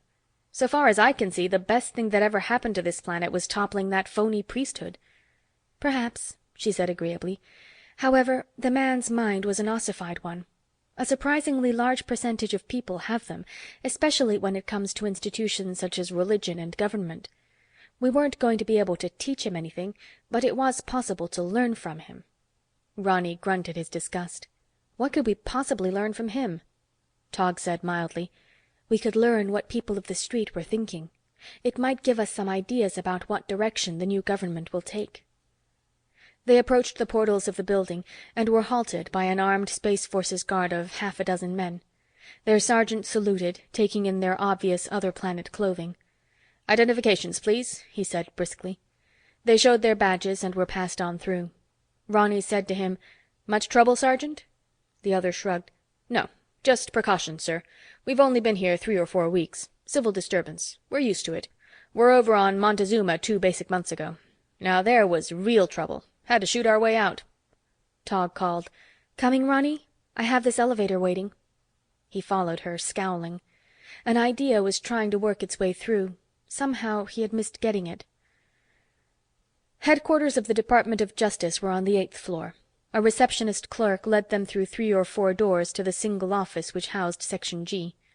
A red-eyed, exhausted agent looked up from the sole desk and snarled a question at them. Ronny didn't get it, but Tog said mildly, "Probationary Agent Ronny Bronston and Tog Lee Chang-Chu, on special assignment." She flicked open her badge so that the other could see it. His manner changed. "Sorry," he said, getting up to shake hands. "I'm Molly Hassan, in charge of Section G on New Delos. We've just had a crisis here, as you can imagine. The worst of it's now over," he added sourly. "I hope. All my assistants have already taken off for Avalon." He was a short-statured, dark-complected man, his features betraying his Semitic background.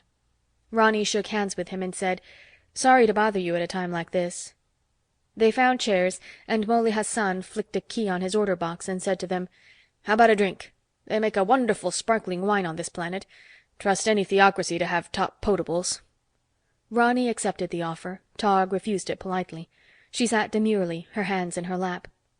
Molly Hassan ran a weary hand through already mussed hair. "What's this special assignment you're on?" Ronny said, "Commissioner Metaxa has sent me looking for Tommy Paine." "Tommy Paine?" the other blurted. "At a time like this, when I haven't had 3 nights' sleep in the last 3 basic weeks, you come around looking for Tommy Paine?" Ronny was taken aback. "Sid Jakes seemed to think this might be one of Paine's jobs." Tog said mildly, "What better place to look for Tommy Paine than in a situation like this, Agent Hassan?" Her eyebrows went up. "Or don't you think the quest for Paine is an important one?" The other subsided somewhat. "I suppose you're right," he said. "I'm deathly tired. Do whatever you want, but don't expect much from me." Tog said, just a trifle tartly, Ronny thought, "We'll have to call on you as usual, Agent Hassan. There's probably no single job in Section G more important than the pursuit of Tommy Paine." All right, Molly Hassan admitted. "I'll cooperate. How long have you been away from Earth?" he said to Ronny. "About 1 basic week." "Oh," he grunted. "This is your first stop, eh? Well, I don't envy you your job."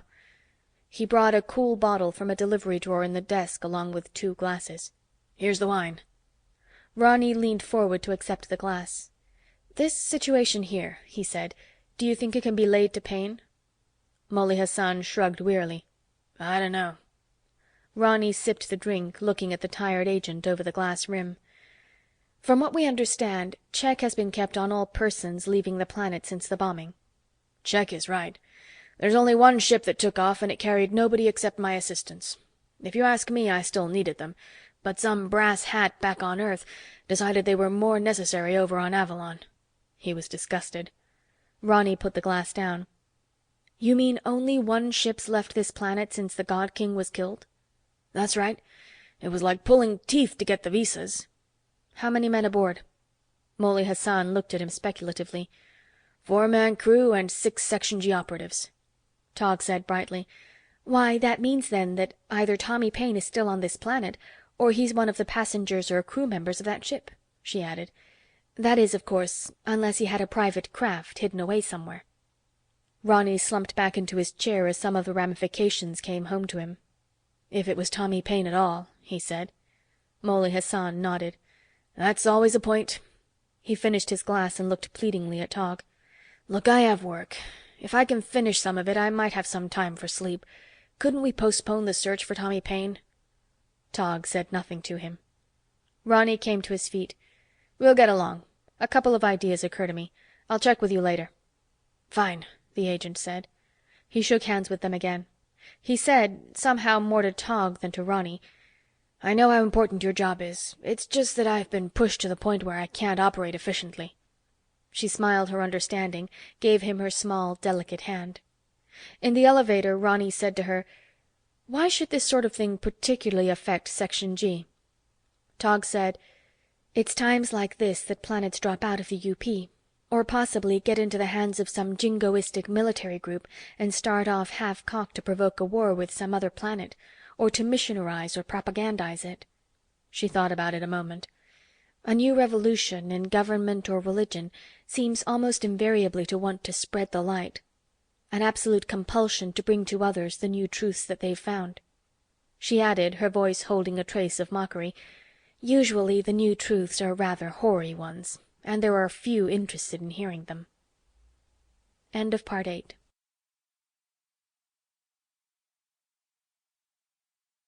Part 9. They spent their first day in getting accommodations in a centrally located hotel, in making arrangements through the Department of Justice for the local means of exchange, it turned out to be coinage based on gold, and getting the feel of their surroundings. Evidently Delos, the capital city of the planet New Delos, was but slowly emerging from the chaos that had taken over on the assassination. A provisional government, composed of representatives of half a dozen different organizations which had sprung up like mushrooms following the collapse of the regime, had assumed power. Elections had been promised and were to be brought off when arrangements could be made. Meanwhile, the actual government was still largely in the hands of the lower echelons of the priesthood. A nervous priesthood it was, seemingly desirous of getting out from under while the going was good, afraid of being held responsible for former excesses. Ronny Bronston, high hopes still in his head, looked up the sub-bishop who had given them landing orders while they were still aboard the Space Force's cruiser. Tog was off making arrangements for various details involved in their being in Delos in its time of crisis. A dozen times on his way over to keep his appointment with the official, Ronny had to step into doorways or in otherwise make himself inconspicuous. Gangs of demonstrators roamed the street, some of them drunken, looking for trouble, and scornful of police or the military. Twice, when it looked as though he might be roughed up, Ronny drew his gun and held it in open sight, ready for use, but not threateningly. The demonstrators made off. His throat was dry by the time he reached his destination. The life of a Section G agent on interplanetary assignment had its drawbacks. The sub-bishop had formerly been in charge of interplanetary communications which involved commerce as well as intercourse with the United Planets. It must have been an ultra-responsible position only a month ago. Now his offices were all but deserted. He looked at Ronny's badge, only vaguely interested. "Section G of the Bureau of Investigation," he said. "I don't believe I am aware of your responsibilities. However," he nodded with sour courtesy, "please be seated. You must forgive my lack of ability to offer refreshment. Isn't there an old tradition about rats deserting a sinking ship? I am afraid my former assistants had rodent-like instincts."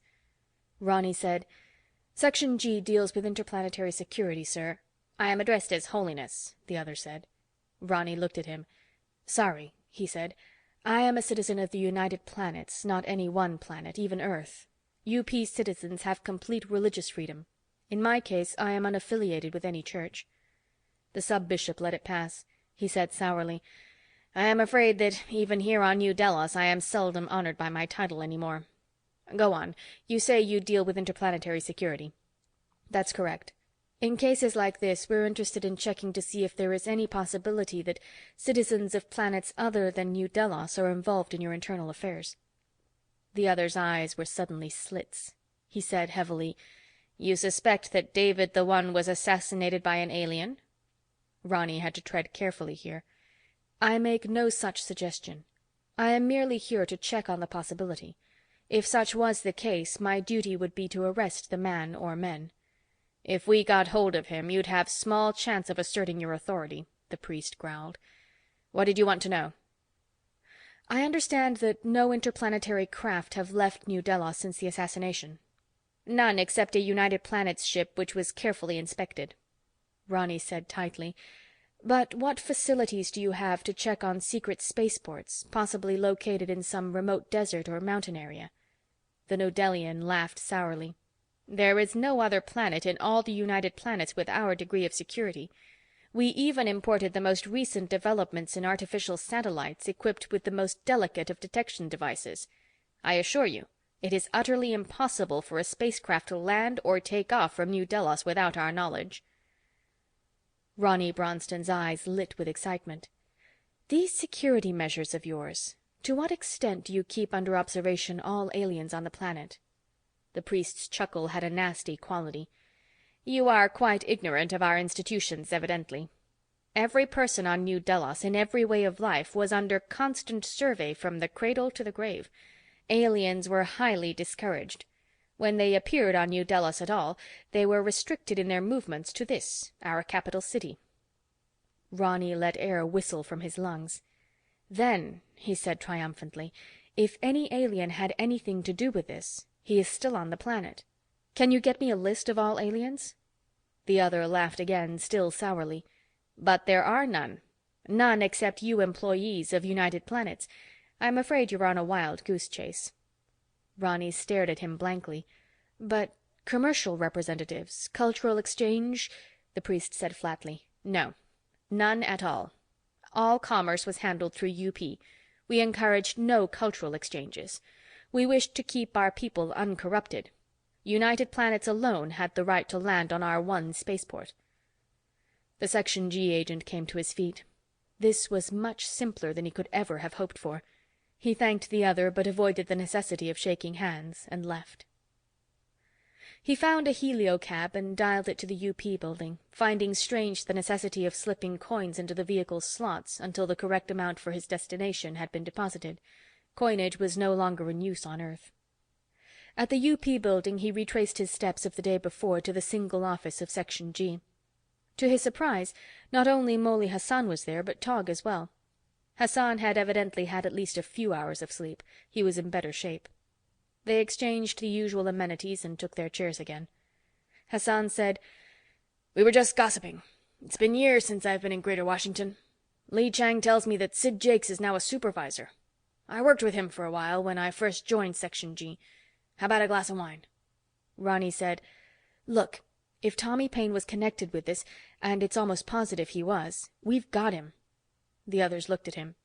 "You've evidently been busy," Tog said mildly. He turned to her. "He's trapped, Tog. He can't get off the planet."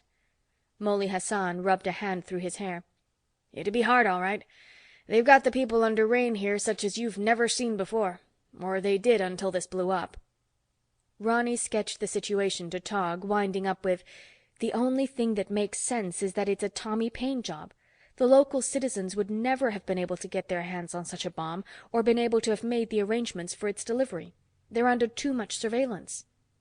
Tog said thoughtfully, "But how did he escape all this surveillance? Don't you understand? He's working here in this building as an employee of UP. There's no other alternative." They stared at him. "I think perhaps you're right," Tog said finally. Ronny turned to Molly Hassan. "Can you get a list of all UP employees?" "Of course." He flicked his order box, sparked a command into it. Ronny said, "It's going to be a matter of eliminating the impossible.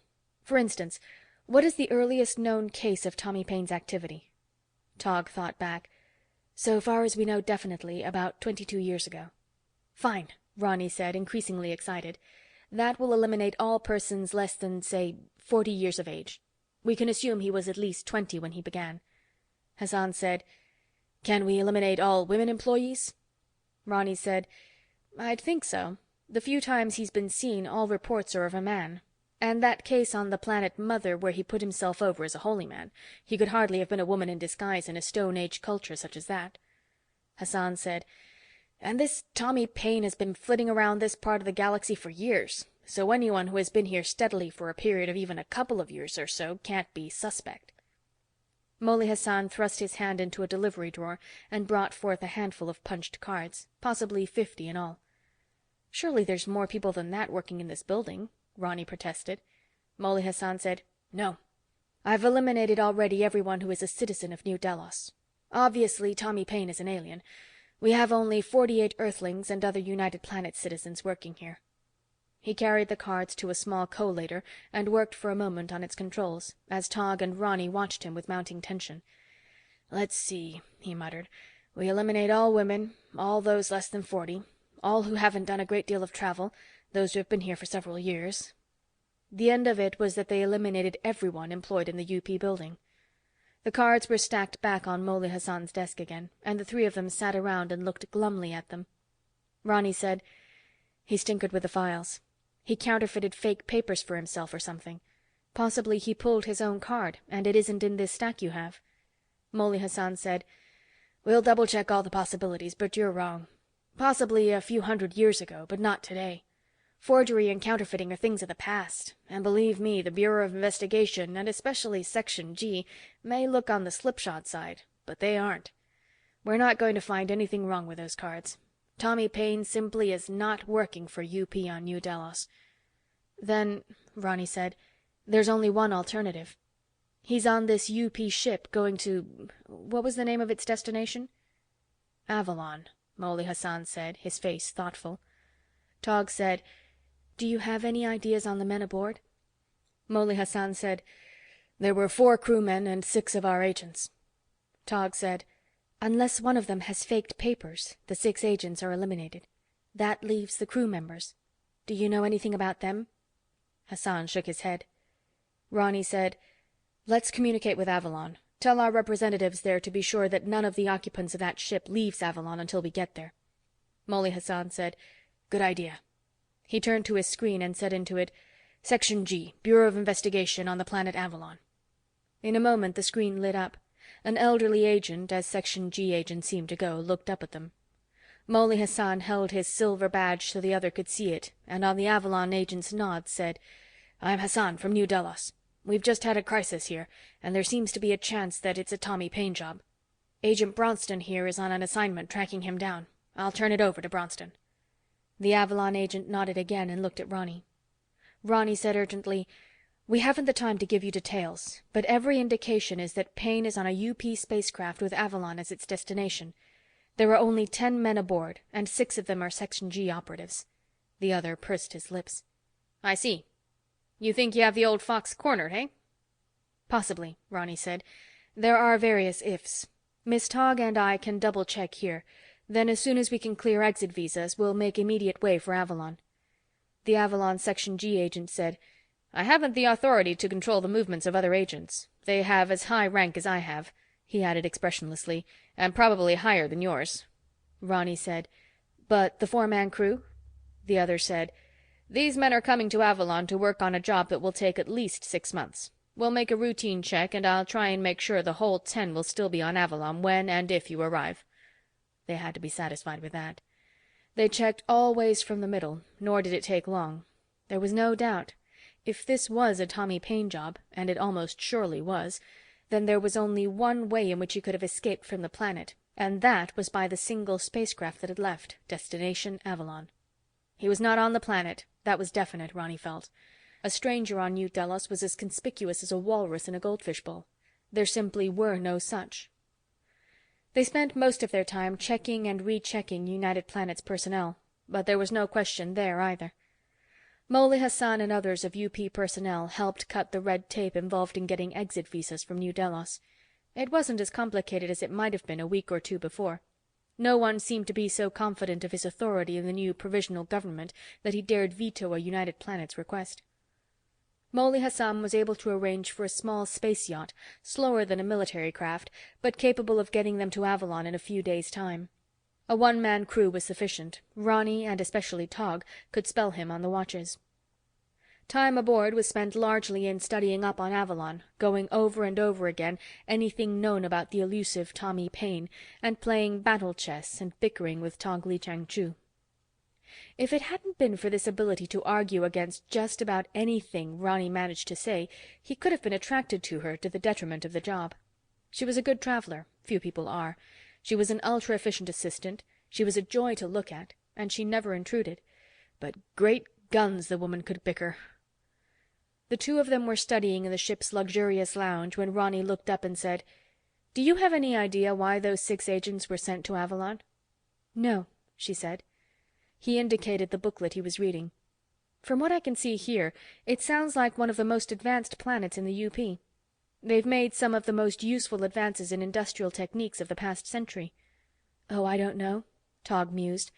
"I haven't much regard for industrial feudalism myself. It starts off with a bang, but tends to go sterile." "Industrial feudalism?" he said indignantly. "What do you mean?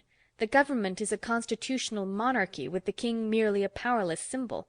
The standard of living is high, elections are honest and democratic, they've got a 3-party system—" "Which is largely phony," Togg interrupted. "You've got to do some reading between the lines, especially when the books you're reading are turned out by the industrial feudalistic publishing companies in Avalon." "What's this industrial feudalism you keep talking about? Avalon has a system of free enterprise." "A gobbledygook term," Togg said irritatingly. "Industrial feudalism is a socio-economic system that develops when industrial wealth is concentrated into the hands of a comparatively few families. It finally gets to the point of a closed circle, all but impossible to break into." These industrial feudalistic families become so powerful that only in rare instances can anyone lift himself into their society.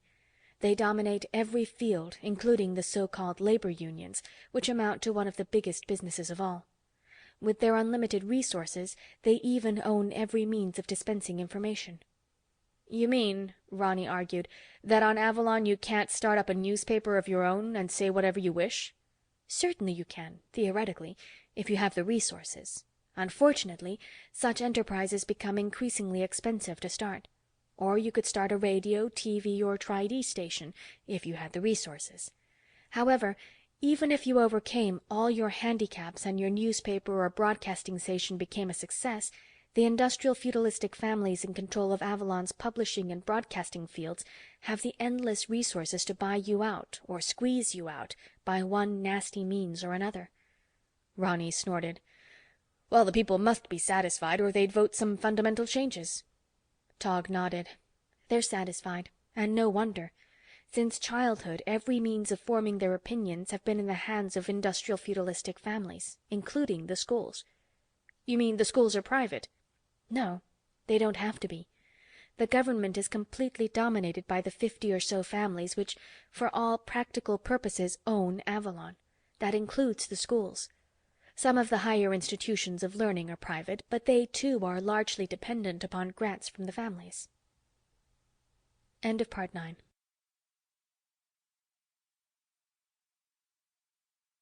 Part 10. Ronny was irritated by her know-all air. He tapped the book he'd been reading with a finger. They don't control the government. Avalon's got a 3-party system. Any time the people don't like the government, they can vote in an alternative. That's an optical illusion. There are 3 parties, but each is dominated by the 50 families, and election laws are such that, for all practical purposes, it's impossible to start another party. Theoretically, it's possible. Actually, it isn't. The voters can vary back and forth between the 3 political parties, but it doesn't make any difference which one they elect. They all stand for the same thing, a continuation of the status quo. Then you claim it isn't democracy at all? Tog sighed. That's a much-abused word. Actually, pure democracy is seldom seen. They pretty well had it in primitive society where government was based on the family. You voted for one of your relatives in your clan to represent you in the tribal councils. Everyone in the tribe was equal so far as apportionments of the necessities of life were concerned. No one, even the tribal chiefs, ate better than anyone else. No one had a better home. Ron said snappishly, and if man had remained at that level, we'd never have gotten anywhere. That's right, she said.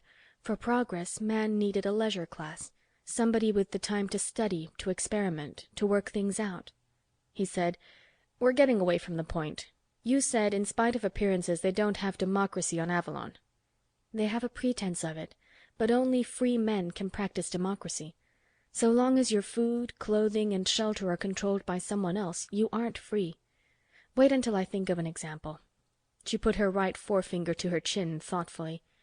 Holy smokes, she was a cute trick. If only she wasn't so confounded irritating.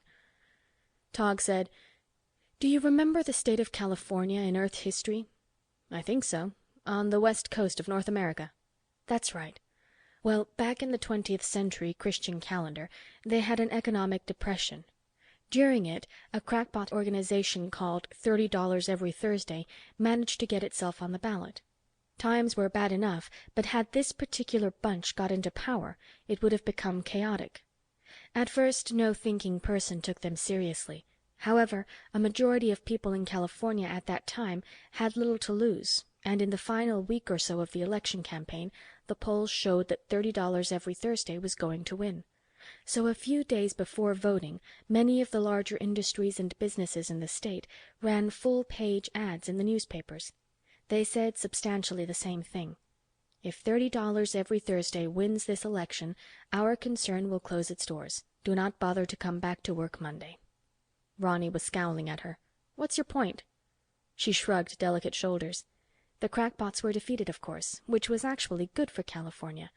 But my point is that the voters of California were not actually free, since their livelihoods were controlled by others. This is an extreme case, of course, but the fact always applies. A thought suddenly hit Ronny Bronston. Look, he said, Tommy Paine. Do you think he's merely escaping from New Delos, or is it possible that Avalon is his next destination? Is he going to try and overthrow the government there?" She was shaking her head, but frowning. "I don't think so. Things are quite stable on Avalon." "Stable?" He scowled at her. "From what you've been saying, they're pretty bad." She continued to shake her head. "Don't misunderstand, Ronny. On an assignment like this, it's easy to get the impression that all the United Planets are in a state of socio-political confusion. But it isn't so. A small minority of planets are ripe for the sort of trouble Tommy Paine stirs up. Most are working away, developing, making progress, slowly evolving. Avalon is one of these. The way things are there, Tommy Paine couldn't make a dent on changing things, even if he wanted to, and there's no particular reason to believe he does." Ronny growled. "From what I can learn of the guy, he's anxious to stir up trouble wherever he goes." "I don't know. If there's any pattern at all in his activities, it seems to be that he picks spots where things are ripe to boil over on their own. He acts as a catalyst. In a place like Avalon, he wouldn't get to first base. Possibly 50 years from now, things will have developed on Avalon to the point where there is dissatisfaction. By that time," she said dryly, "we'll assume Tommy Paine will no longer be a problem to the Commissariat of Interplanetary Affairs for one reason or another." Ronny took up his book again. He growled, "I can't figure out his motivation. If I could just put my finger on that." For once, she agreed with him. "I've got an idea, Ronny, that once you have that, you'll have Tommy Paine." They drew blank on Avalon. Or at least, it was drawn for them before they ever arrived. The Section G agent permanently assigned to that planet had already checked and double-checked the possibilities. None of the 4-man crew of the UP spacecraft had been on New Delos at the time of the assassination of the God King. They and their craft had been light years away on another job. Ronny Bronston couldn't believe it. He simply couldn't believe it. The older agent, his name was Jeru Bulchand, was definite. He went over it with Ronny and Tog in a bar adjoining UP headquarters. He had dossiers on each of the 10 men, detailed dossiers. On the face of it, none of them could be Paine. "But one of them has to be," Ronny pleaded. He explained their method of eliminating the 48 employees of UP on New Delos. Bulchand shrugged. "You've got holes in that method of elimination. You're assuming Tommy Paine is an individual, and you have no reason to. My own theory is that it's an organization." Ronny said unhappily, "Then you're of the opinion that there is a Tommy Paine?" The older agent was puffing comfortably on an old-style briar pipe. He nodded definitely. "I believe Tommy Paine exists as an organization. Possibly once originally it was a single person, but now it's a group. How large, I wouldn't know. Probably not too large, or by this time somebody would have betrayed it, or somebody would have cracked, and we would have caught them. Catch one, and you've got the whole organization, what with our modern means of interrogation." Tog said, "I've heard the opinion before." Jeru Bulchand pointed at Ronny with his pipe stem. "If it's an organization, then none of that eliminating you did is valid. Your assassin could have been one of the women. He could have been one of the men you eliminated as too young, someone recently admitted to the Tommy Paine organization." Ronny checked the last of his theories. "Why did Section G send 6 of its agents here?" "Nothing to do with Tommy Paine," Bulchand said. "It's a different sort of crisis." "Just for my own satisfaction, what kind of crisis?" Bulchand sketched it quickly. "There are 2 Earth-type planets in this solar system. Avalon was the first to be colonized and developed rapidly. After a couple of centuries, Avalonians went over and settled on Catalina. They eventually set up a government of their own. Now Avalon has a surplus of industrial products. Her economic system is such that she produces more than she can sell back to her own people. There's a glut." Tog said demurely, "So of course they want to dump it in Catalina." Bulchand nodded. "In fact, they're willing to give it away. They've offered to build railroads, turn over ships and aircraft, donate whole factories to Catalina's slowly developing economy." Ronny said, "Well, how does that call for Section G agents?" "Catalina has evoked Article 2 of the UP Charter. No member planet of UP is to interfere with the internal political, socioeconomic, or religious affairs of another member planet. Avalon claims the charter doesn't apply since Catalina belongs to the same solar system and since she's a former colony. We're trying to smooth the whole thing over before Avalon dreams up some excuse for military action." Ronny stared at him. "I get the feeling every other sentence is being left out of your explanation. It just doesn't make sense. In the first place, why is Avalon as anxious as all that to give away what sounds like a fantastic amount of goods?" "I told you. They have a glut. They've overproduced, and as a result, they've got a king-size depression on their hands, or will unless they find markets. Well, why not trade with some of the planets that want her products? Tog said, as though reasoning with a youngster, planets outside her own solar system are too far away for it to be practical, even if she had commodities they didn't. She needs a nearby planet more backward than herself, a planet like Catalina. Well, that brings us to the more fantastic question. Why in the world doesn't Catalina accept? It sounds to me like pure philanthropy on the part of Avalon. Bulchand was wagging his pipe stem in a negative gesture. Bronston, governments are never motivated by idealistic reasons. Individuals might be, and even small groups, but governments never. Governments, including that of Avalon, exist for the benefit of the class or classes that control them. The only things that motivate them are the interests of that class. Well, this sounds like an exception, Ronny said argumentatively. How can Catalina lose if the Avalonians grant them railroads, factories, and all the rest of it? Tog said, Don't you see, Ronny? It gives Avalon a foothold in the Catalina economy. When the locomotives wear out on the railroad, new engines, new parts must be purchased. They won't be available on Catalina because there will be no railroad industry, because none will have ever grown up. Catalina manufacturers couldn't compete with that initial free gift. They'll be dependent on Avalon for future equipment. In the factories, when machines wear out, they will be replaceable only with the products of Avalon's industry. Bulchand said, There's an analogy in the early history of the United States. When its fledgling steel industry began, they set up a high tariff to protect it against British competition. The British were amazed and indignant, pointing out that they could sell American steel products at 1/3 the local prices, if only allowed to do so. The United States said no thanks. It didn't want to be tied industrially to Great Britain's apron strings. And in a couple of decades, American steel production passed England's. In a couple of more decades, American steel production was many times that of England's, and she was taking British markets away from her all over the globe. At any rate, Ronny said, it's not a Tommy Paine matter. Just for luck, though, Ronny and Tog double-checked all over again on Bulchand's efforts. They interviewed all 6 of the Section G agents. Each of them carried a silver badge that gleamed only for the individual who possessed it. All of which eliminated the possibility that Paine had assumed the identity of a Section G operative, so that was out. They checked the 4 crew members, but there was no doubt there either. The craft had been far away at the time of the assassination on New Delos. On the 3rd day, Ronny Bronston, disgusted, knocked on the door of Tog's hotel room. The door screen lit up, and Tog, looking out at him, said, "Oh, come on in, Ronny. I was just talking to Earth." He entered. Tog had set up her Section G communicator on a desktop, and Sid Jake's grinning face was in the tiny, brilliant screen. Ronny approached close enough for the other to take him in. Jake said happily, "Hi, Ronny. No luck, eh?" Ronny shook his head, trying not to let his face portray his feelings of defeat. This, after all, was a probationary assignment, and the supervisor had the power to send Ronny Bronston back to the drudgery of his office job at Population Statistics. Still working on it. I suppose it's a matter of returning to New Delos and grinding away at the 48 employees of the UP there. Sid Jakes pursed his lips. "I don't know. Possibly this whole thing was a false alarm. At any rate, there seems to be a hotter case on the fire. If our local agents have it straight, Paine is about to pull one of his coups on Kropotkin. This is a top secret, of course, one of the few times we've ever detected him before the act." Ronny was suddenly alert, his fatigue of disgust of but a moment ago completely forgotten. "Where?" he said. "Kropotkin," Jake said. "One of the most backward planets in UP, and seemingly a setup for Paine's sort of troublemaking. The authorities, if he can use the term applied to Kropotkin, are already complaining, threatening to invoke Article 1 of the Charter, or to resign from UP. Jake looked at Tog again. "Do you know Kropotkin, Li Chang?" She shook her head.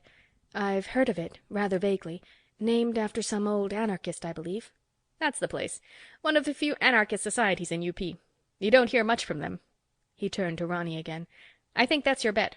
Hop to it, boy. We're gonna catch this Tommy Paine guy or organization or whatever soon, or United Planets is going to know it. We can't keep the lid on indefinitely. If word gets around of his activities, then we'll lose member planets like Christmas trees shedding needles after New Year's." He grinned widely. "That sounds like a neat trick, eh?" End of Part 10.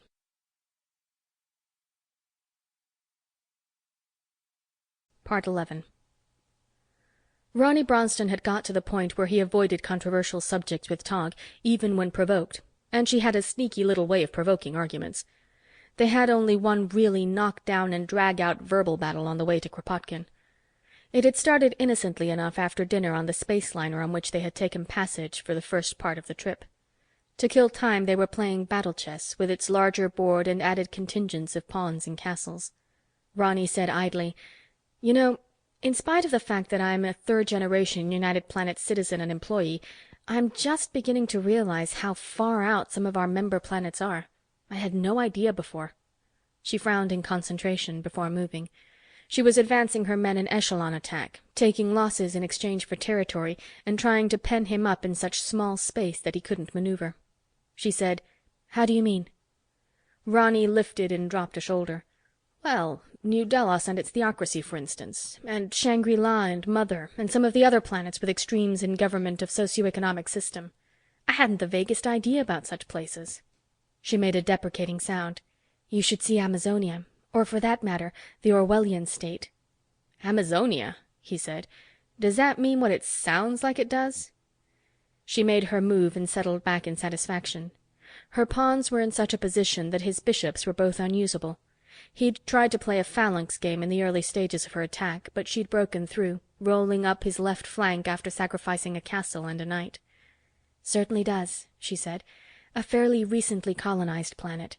A few thousand feminists, no men at all, moved onto it a few centuries ago, and it's still an out-and-out matriarchy." Ronny cleared his throat delicately. "Without men, how did they continue several centuries?" Tog suppressed her amusement.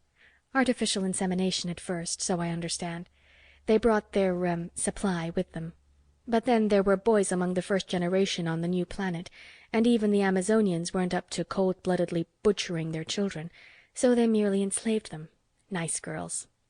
Ronny stared at her. "You mean all men are automatically slaves on this planet?"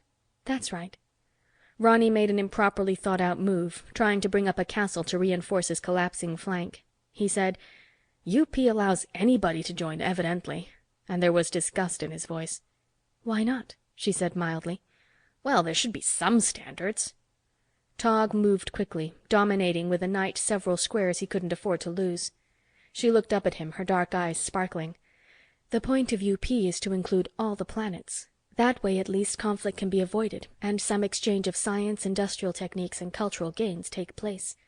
And you must remember that while in power, practically no socioeconomic system will admit to the fact that it could possibly change for the better. But actually there is nothing less stable.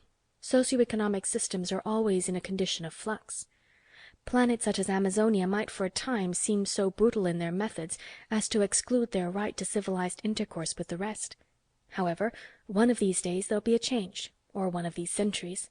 They all change sooner or later," she added softly. "Even Han." "Han?" Ronny said. Her voice was quiet. "Where I was born, Ronny. Colonized from China in the very early days. In fact, I spent my childhood in a commune." She said musingly, "The party bureaucrats thought their system an impregnable, unchangeable one. Your move." Ronny was fascinated. "And what happened?"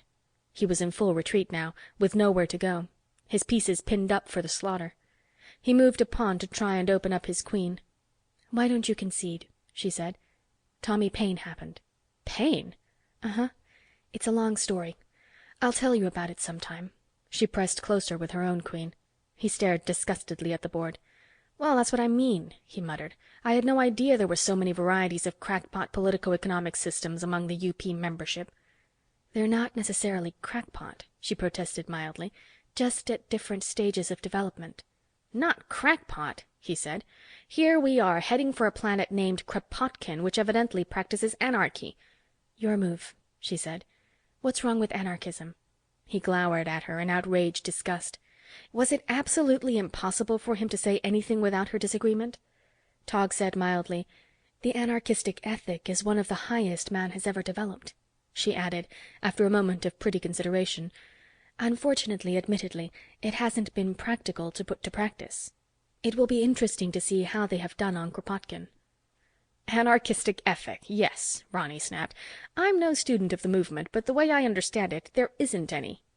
Tog smiled sweetly.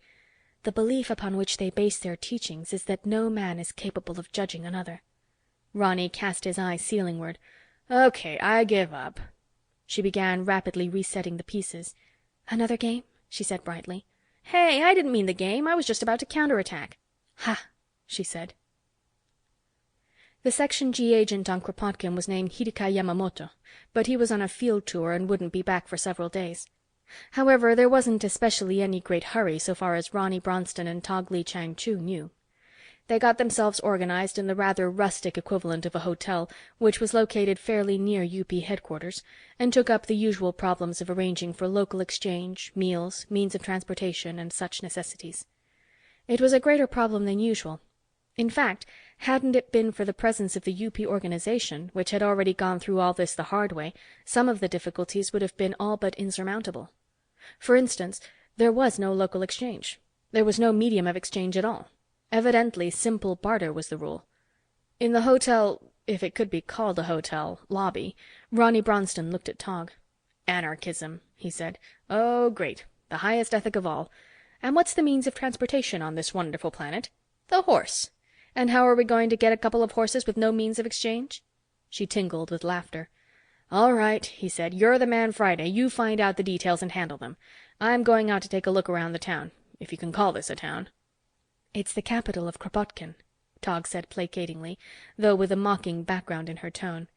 Name of Bakunin, and very pleasant too, from what little I've seen. Not a bit of smog, industrial fumes, street dirt, street noises. How could there be? He injected disgustedly.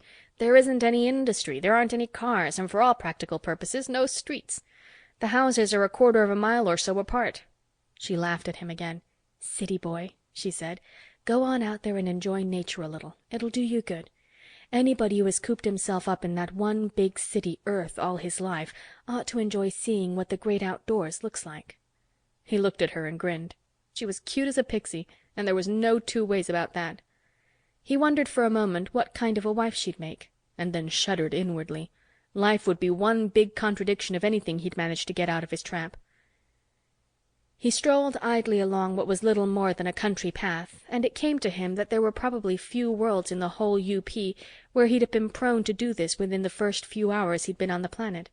He would have been afraid elsewhere of anything from footpads to police, from unknown vehicles to unknown traffic laws.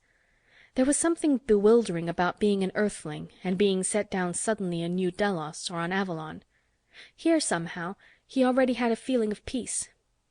Evidently, although Bakunin was supposedly a city, its populace tilled their fields and provided themselves with their own food. He could see no signs of stores or warehouses, and the UP building, which was no great edifice itself, was the only thing in town which looked even remotely like a governmental building. Bakunin was neat, clean as a pin, as the expression went. Ronny was vaguely reminded of a historical tri-D romance he'd once seen. It had been laid in ancient times in a community of the Amish in old Pennsylvania. He approached one of the wooden houses. The things would have been priceless on Earth as an antique to be erected as a museum in some crowded park. For that matter, it would have been priceless for the wood it contained. Evidently the planet Kropotkin still had considerable virgin forest. An old-timer smoking a pipe sat on the cottage's front step. He nodded politely. Ronny stopped. He might as well try to get a little of the feel of the place. He said courteously, "A pleasant evening." The old-timer nodded. "As evenings should be after a fruitful day's toil. Sit down, comrade. You must be from the United Planets. Have you ever seen Earth?" Ronny accepted the invitation and felt a soothing calm descend upon him almost immediately. An almost disturbingly pleasant calm. He said, "I was born on Earth." "Aye," the old man said. "Tell me. The books say that Kropotkin is an Earth-type planet within what they call a few degrees. But is it? Is Kropotkin truly like the mother planet?" Ronny looked about him. He'd seen some of this world as the shuttle rocket had brought them down from the passing liner. The forests, the lakes, the rivers, and the great sections untouched by man's hands. Now he saw the areas between homes, the neat fields, the signs of human toil, the toil of hands, not machines. "No," he said, shaking his head, "I'm afraid not. This is how Earth must once have been, but no longer." The other nodded. "Our total population is but a few million," he said. Then, "I would like to see the mother planet, but I suppose I never shall." Ronny said diplomatically, "I have seen little of Kropotkin thus far. but I am not so sure that I might not be happy to stay here rather than ever return to Earth." The old man knocked the ashes from his pipe by striking it against the heel of a work-gnarled hand. He looked about him thoughtfully and said, "Yes, perhaps you're right. I am an old man, and life has been good. I suppose I should be glad that I'll unlikely live to see Kropotkin change." "Change? You plan changes?" End of Part 11.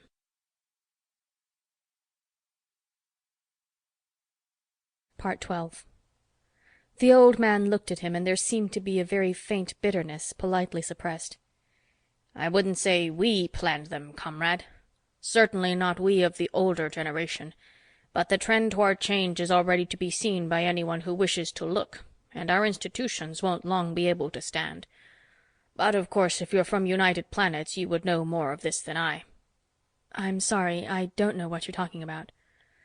"You are indeed new on Kropotkin," the old man said. "Just a moment." He went into his house and emerged with a small power pack. He indicated it to Ronny Bronston. "This is our destruction," he said. The Section G agent shook his head, bewildered. The old-timer sat down again. "My son," he said, "runs the farm now. 6 months ago he traded one of our colts for a small pump powered by one of these. It was little use on my part to argue against the step. The pump eliminates considerable work at the well and in irrigation." Ronny still didn't understand. "The power pack is dead now," the old man said, "and my son needs a new one." "They're extremely cheap," Ronny said. "An industrialized planet turns them out in multi-million amounts at practically no cost." "We have little with which to trade. A few handicrafts at most." Ronny said, "But good heavens, man, build yourselves a plant to manufacture the power packs.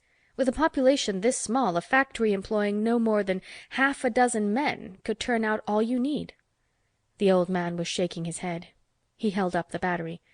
"This comes from the planet Archimedes," he said. "One of the most highly industrialized in the UP, so I understand.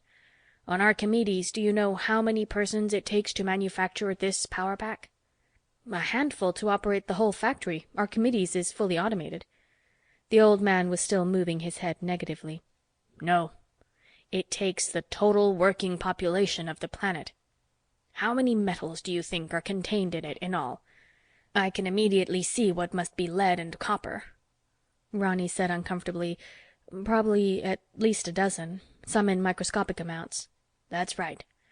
So we need a highly developed metallurgical industry before we can even begin.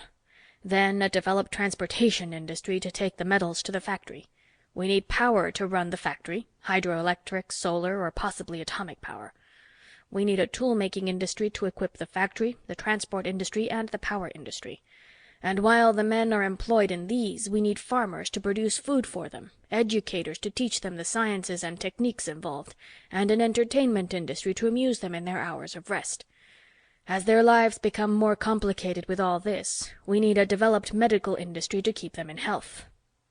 The old man hesitated for a moment, then said, "And above all, we need a highly complicated government to keep all this accumulation of wealth in check and balance.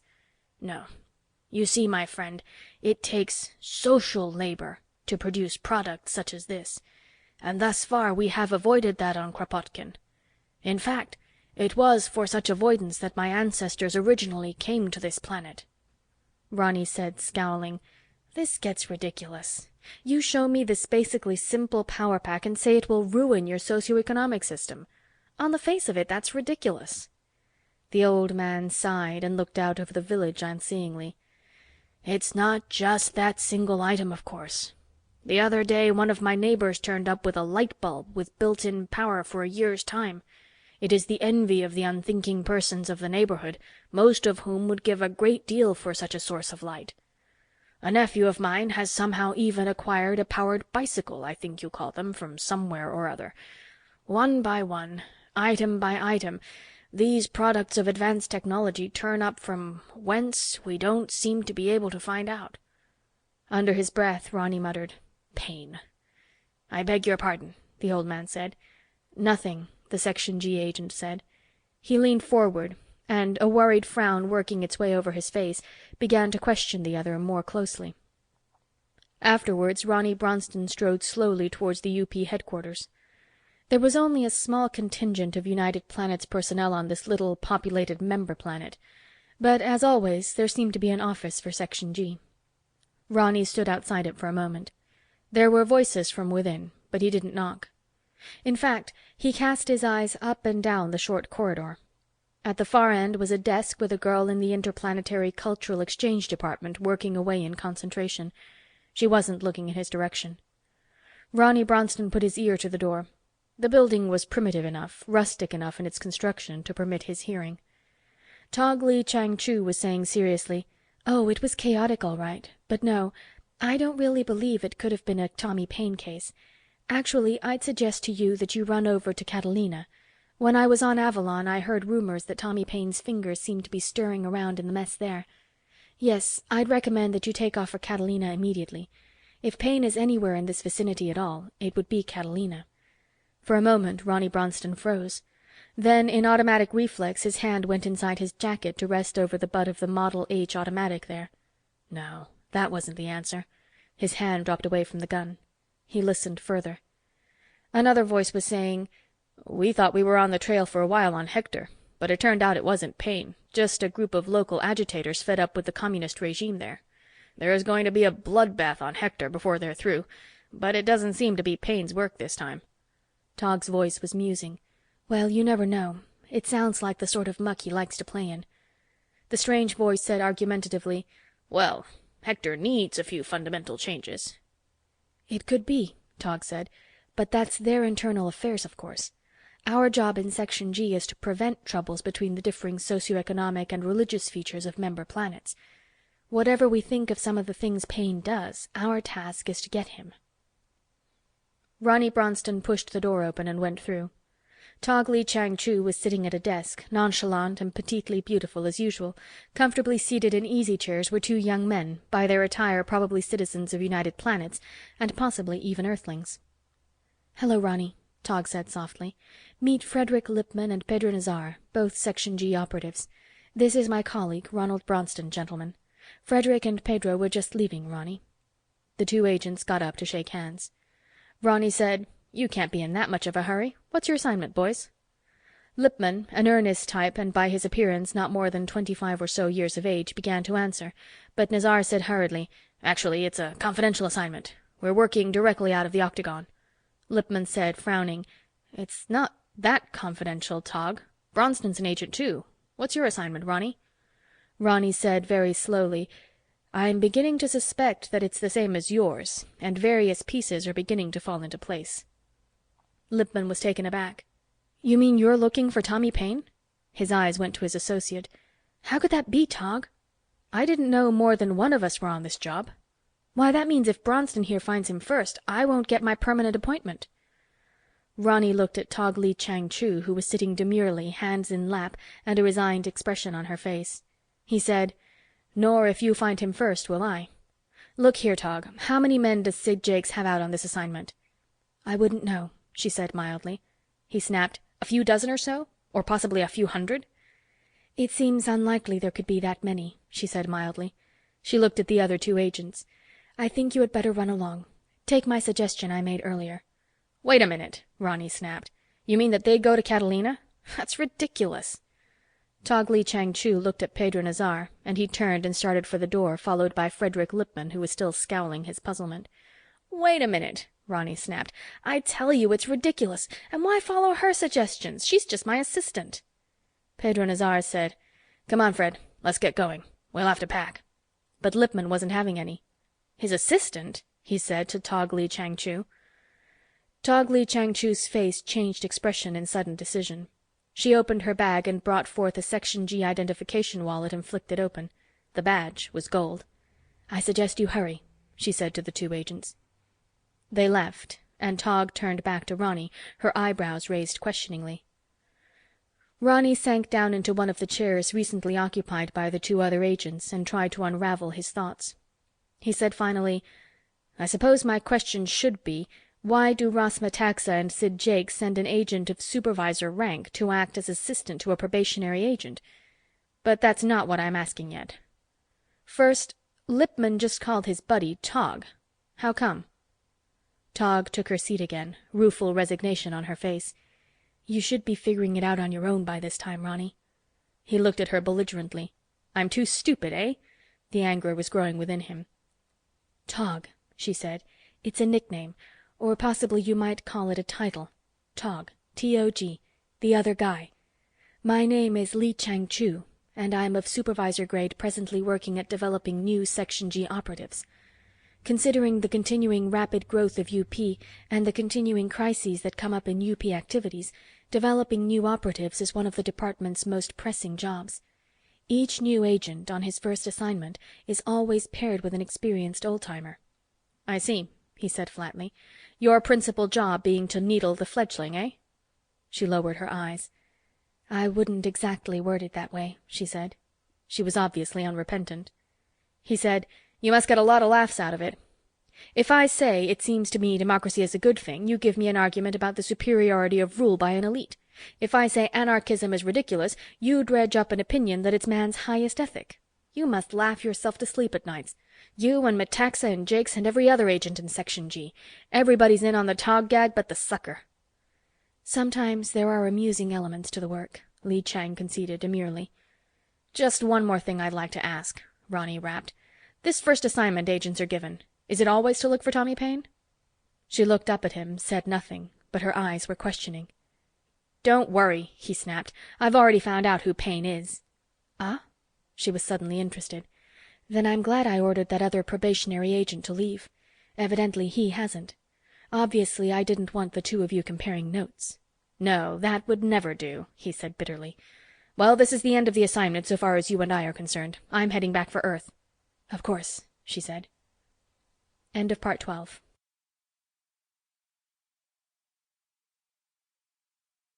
Part 13. He had time on the way to think it all over and over again, and a great deal of it simply didn't make sense. He had enough information to be disillusioned, sick at heart, to have crumbled an idealistic edifice that had taken a lifetime to build. A lifetime?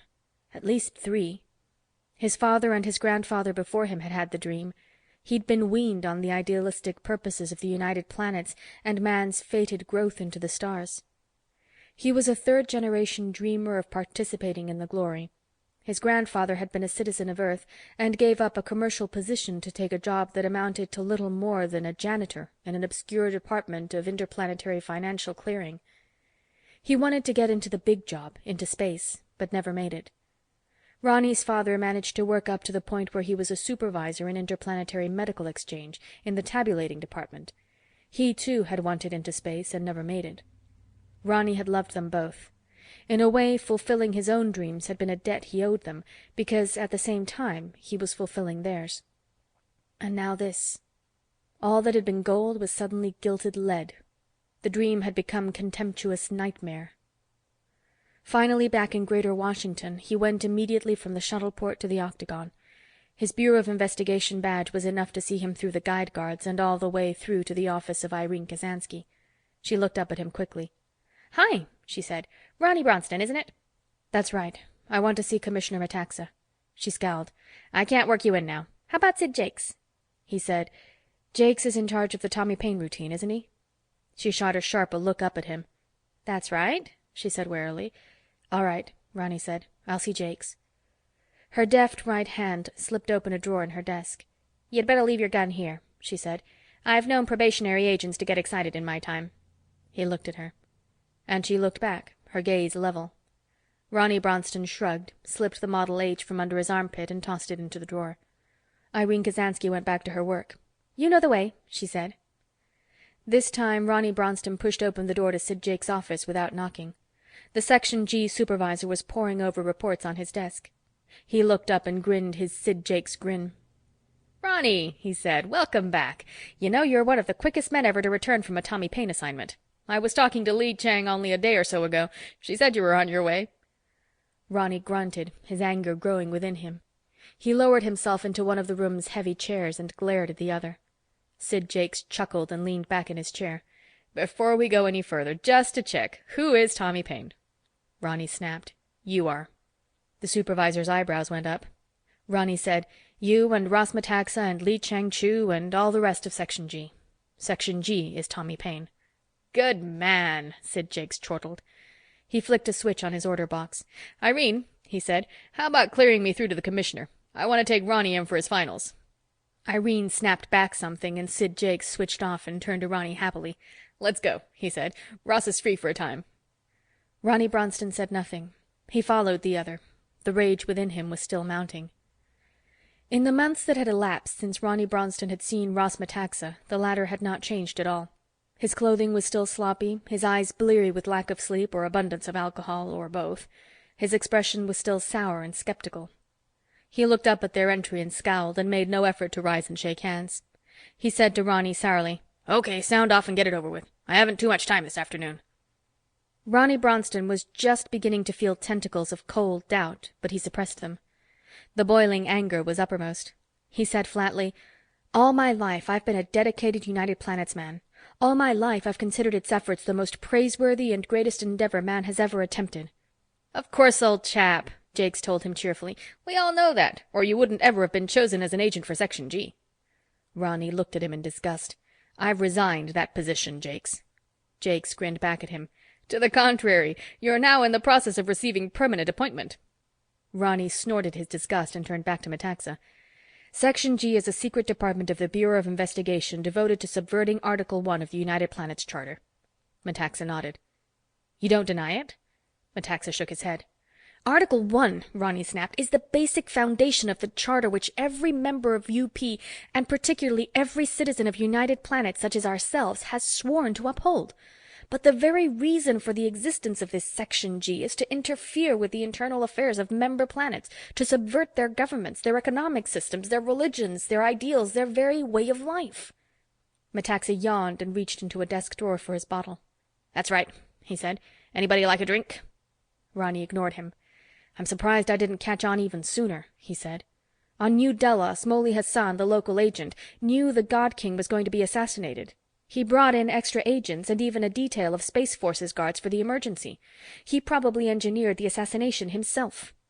"Nope," Jakes said. "We seldom go that far. Local rebels did the actual work, but admittedly we knew what they were planning. In fact, I've got a sneaking suspicion that Moley Hassan provided them with the bomb. That lad's a bit too dedicated." "But why?" Ronny blurted. "That's deliberately interfering with internal affairs. If the word got out, every planet in UP would resign." "Probably no planet in the system that needed a change so badly," Metaxa growled. "If they were ever going to swing into real progress, that hierarchy of priests had to go." He snorted. "An immortal God King yet." Ronny pressed on. "That was bad enough. But how about this planet Mother, where the colonists had attempted to return to nature and live in the manner man did in earliest times?" "Most backward planet in the UP," Metaxa said sourly. "They just had to be roused." "And Kropotkin," Ronny blurted. "Don't you understand? Those people were happy there. Their lives were simple, uncomplicated, and they had achieved a happiness that—" Metaxa came to his feet. He scowled at Ronny Bronston and growled, "Unfortunately, the human race can't take the time out for happiness. Come along, I want to show you something." He swung around the corner of his desk and made his way toward a ceiling-high bookcase. Ronny stared after him, taken off guard, but Sid Jakes was grinning his amusement. Ross Metaxa pushed a concealed button and the bookcase slid away to one side to reveal an elevator beyond. "Come along," Metaxa repeated over his shoulder. He entered the elevator, followed by Jakes. There was nothing else to do. Ronny Bronston followed them, his face still flushed with the angered argument. The elevator dropped, how far Ronny had no idea. It stopped, and they emerged into a plain, sparsely furnished vault. Against one wall was a box-like affair that reminded Ronny of nothing so much as a deep freeze. For all practical purposes, that's what it was. Ross Metaxa led him over, and they stared down into its glass-covered interior. Ronny's eyes bugged. The box contained the partly charred body of an animal approximately the size of a rabbit. No, not an animal. It had obviously once been clothed, and its limbs were obviously those of a tool-using life form. Metaxa and Jakes were staring down at it solemnly, for once no inane grin on the supervisor's face. And that of Ross Metaxa was more weary than ever. Ronny said finally, "What is it?" But he knew. "You tell us," Metaxa growled sourly. "It's an intelligent life form," Ronny blurted. "Why has it been kept secret?" "Let's go on back upstairs," Metaxa sighed. Back in his office, he said, "Now I go into my speech. Shut up for a while." He poured himself a drink, not offering one to the other two. "Ronny," he said, "man isn't alone in the galaxy. There's other intelligent life, dangerously intelligent." In spite of himself, Ronny reacted in amusement. "That little creature down there? The size of a small monkey?" As soon as he said it, he realized the ridiculousness of his statement. Metaxa grunted. "Obviously, size means nothing. That little fella down there was picked up by one of our Space Force's scouts over a century ago. How long he'd been drifting through space, we don't know. Possibly only months, but possibly hundreds of centuries. But however long, he's proof that man is not alone in the galaxy. And we have no way of knowing when the expanding human race will come up against this other intelligence, and whoever it was fighting." "But," Ronny protested, "you're assuming they're aggressive. Perhaps coming in contact with these aliens will be the best thing that ever happened to man. Possibly that little fella down there is the most benevolent creature ever evolved." Metaxa looked at him strangely. "Let's hope so," he said. "However, when found, he was in what must have been a one-man scout. He was dead, and his craft was blasted and torn, obviously from some sort of weapons fire. His scout was obviously a military craft, highly equipped with what could only be weapons, most of them so damaged our engineers haven't been able to figure them out. To the extent they have been able to reconstruct them, they're scared silly. Nope, there's no two ways about it. Our little rabbit-sized intelligence down in the vault was killed in an interplanetary conflict. And sooner or later, Ronny, man, in his explosion into the stars, is going to run into either or both of the opponents in that conflict."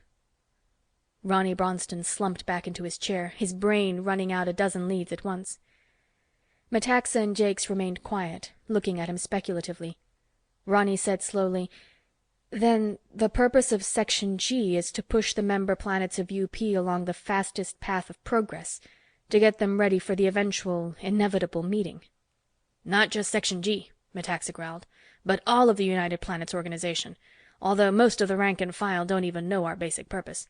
Section G, we do the dirty work, and are proud to do it, by every method we can devise." Ronny leaned forward.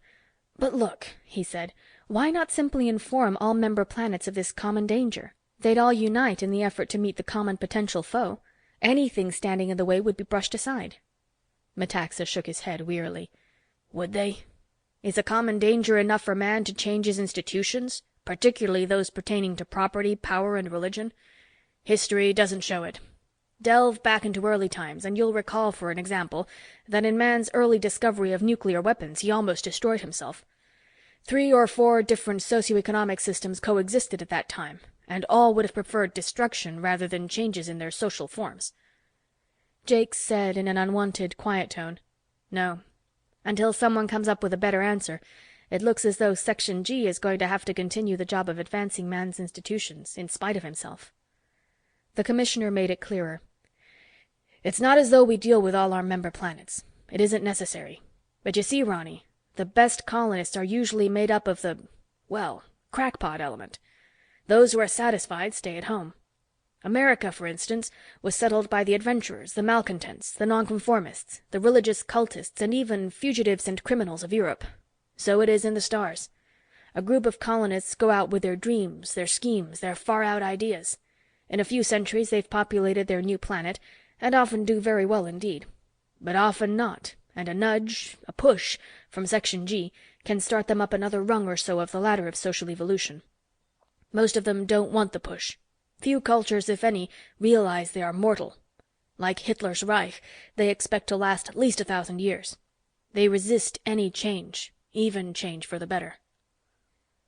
Ronny's defenses were crumbling, but he threw one last punch. "How do you know the changes you make are for the better?" Metaxa shrugged heavy shoulders. "It's sometimes difficult to decide, but we aim for changes that will mean an increased scientific progress, a more advanced industrial technology, more and better education, the opening of opportunity for every member of the culture to exert himself to the full of his abilities. The last is particularly important. Too many cultures, even those that think of themselves as particularly advanced, suppress the individual by one means or another." Ronny was still mentally reeling with the magnitude of it all. "But how can you account for the fact that these alien intelligences haven't already come in contact with us?" Metaxa shrugged again. "The solar system, our sun, is way out in a sparsely populated spiral arm of our galaxy. Undoubtedly, these others are further in toward the center. We have no way of knowing how far away they are, or how many sun systems they dominate, or even how many other empires of intelligent life forms there are. All we know is that there are other intelligences in the galaxy, that they are near enough like us to live on the same type planets. The more opportunity man has to develop before the initial contact takes place, the stronger bargaining position or military position, as the case may be, he'll be in. Sid Jakes summed up the Tommy Paine business for Ronny's sake. We need capable agents badly, but we need dedicated and efficient ones. We can't afford anything less. So when we come upon potential Section G operatives, we sent them out with a trusted tog to get a picture of these United Planets of ours. It's the quickest method of indoctrination we've hit upon. The agent literally teaches himself by observation and participation. Usually it takes 4 or 5 stops, on this planet and that, before the probationary agent begins sympathizing with the efforts of this elusive Tommy Paine. Especially since every Section G agent he runs into, including the tog, of course, fills him full of stories of Tommy Paine's activities. You were one of the quickest to stumble on the true nature of our Section G. After calling it only 3 planets, you saw that we ourselves are Tommy Paine. But what's the end? Ronny said plaintively. You say our job is advancing man even in spite of himself when it comes to that. We start at the bottom of the evolutionary ladder in a condition of savagery, clan communism in government, simple animism in religion, and slowly we progress through barbarism to civilization, through paganism to the higher ethical codes, through chattel slavery and then feudalism and beyond. What is the final end? The Ultima Thule? Metaxa was shaking his head again. He poured himself another drink, offered the bottle this time to the others. We don't know, he said wearily. Perhaps there is none. Perhaps there is always another rung on this evolutionary ladder. He punched at his order box and said, Irene, have him do up a silver badge for Ronny. Ronny Bronston took a deep breath and reached for the brown bottle. Well, he said, I suppose I'm ready to ask for my first assignment. He thought for a moment. By the way, if there's any way to swing it, I wouldn't mind working with Supervisor Li Changchu. End of Part 13. End of Ultima Thule by Mack Reynolds.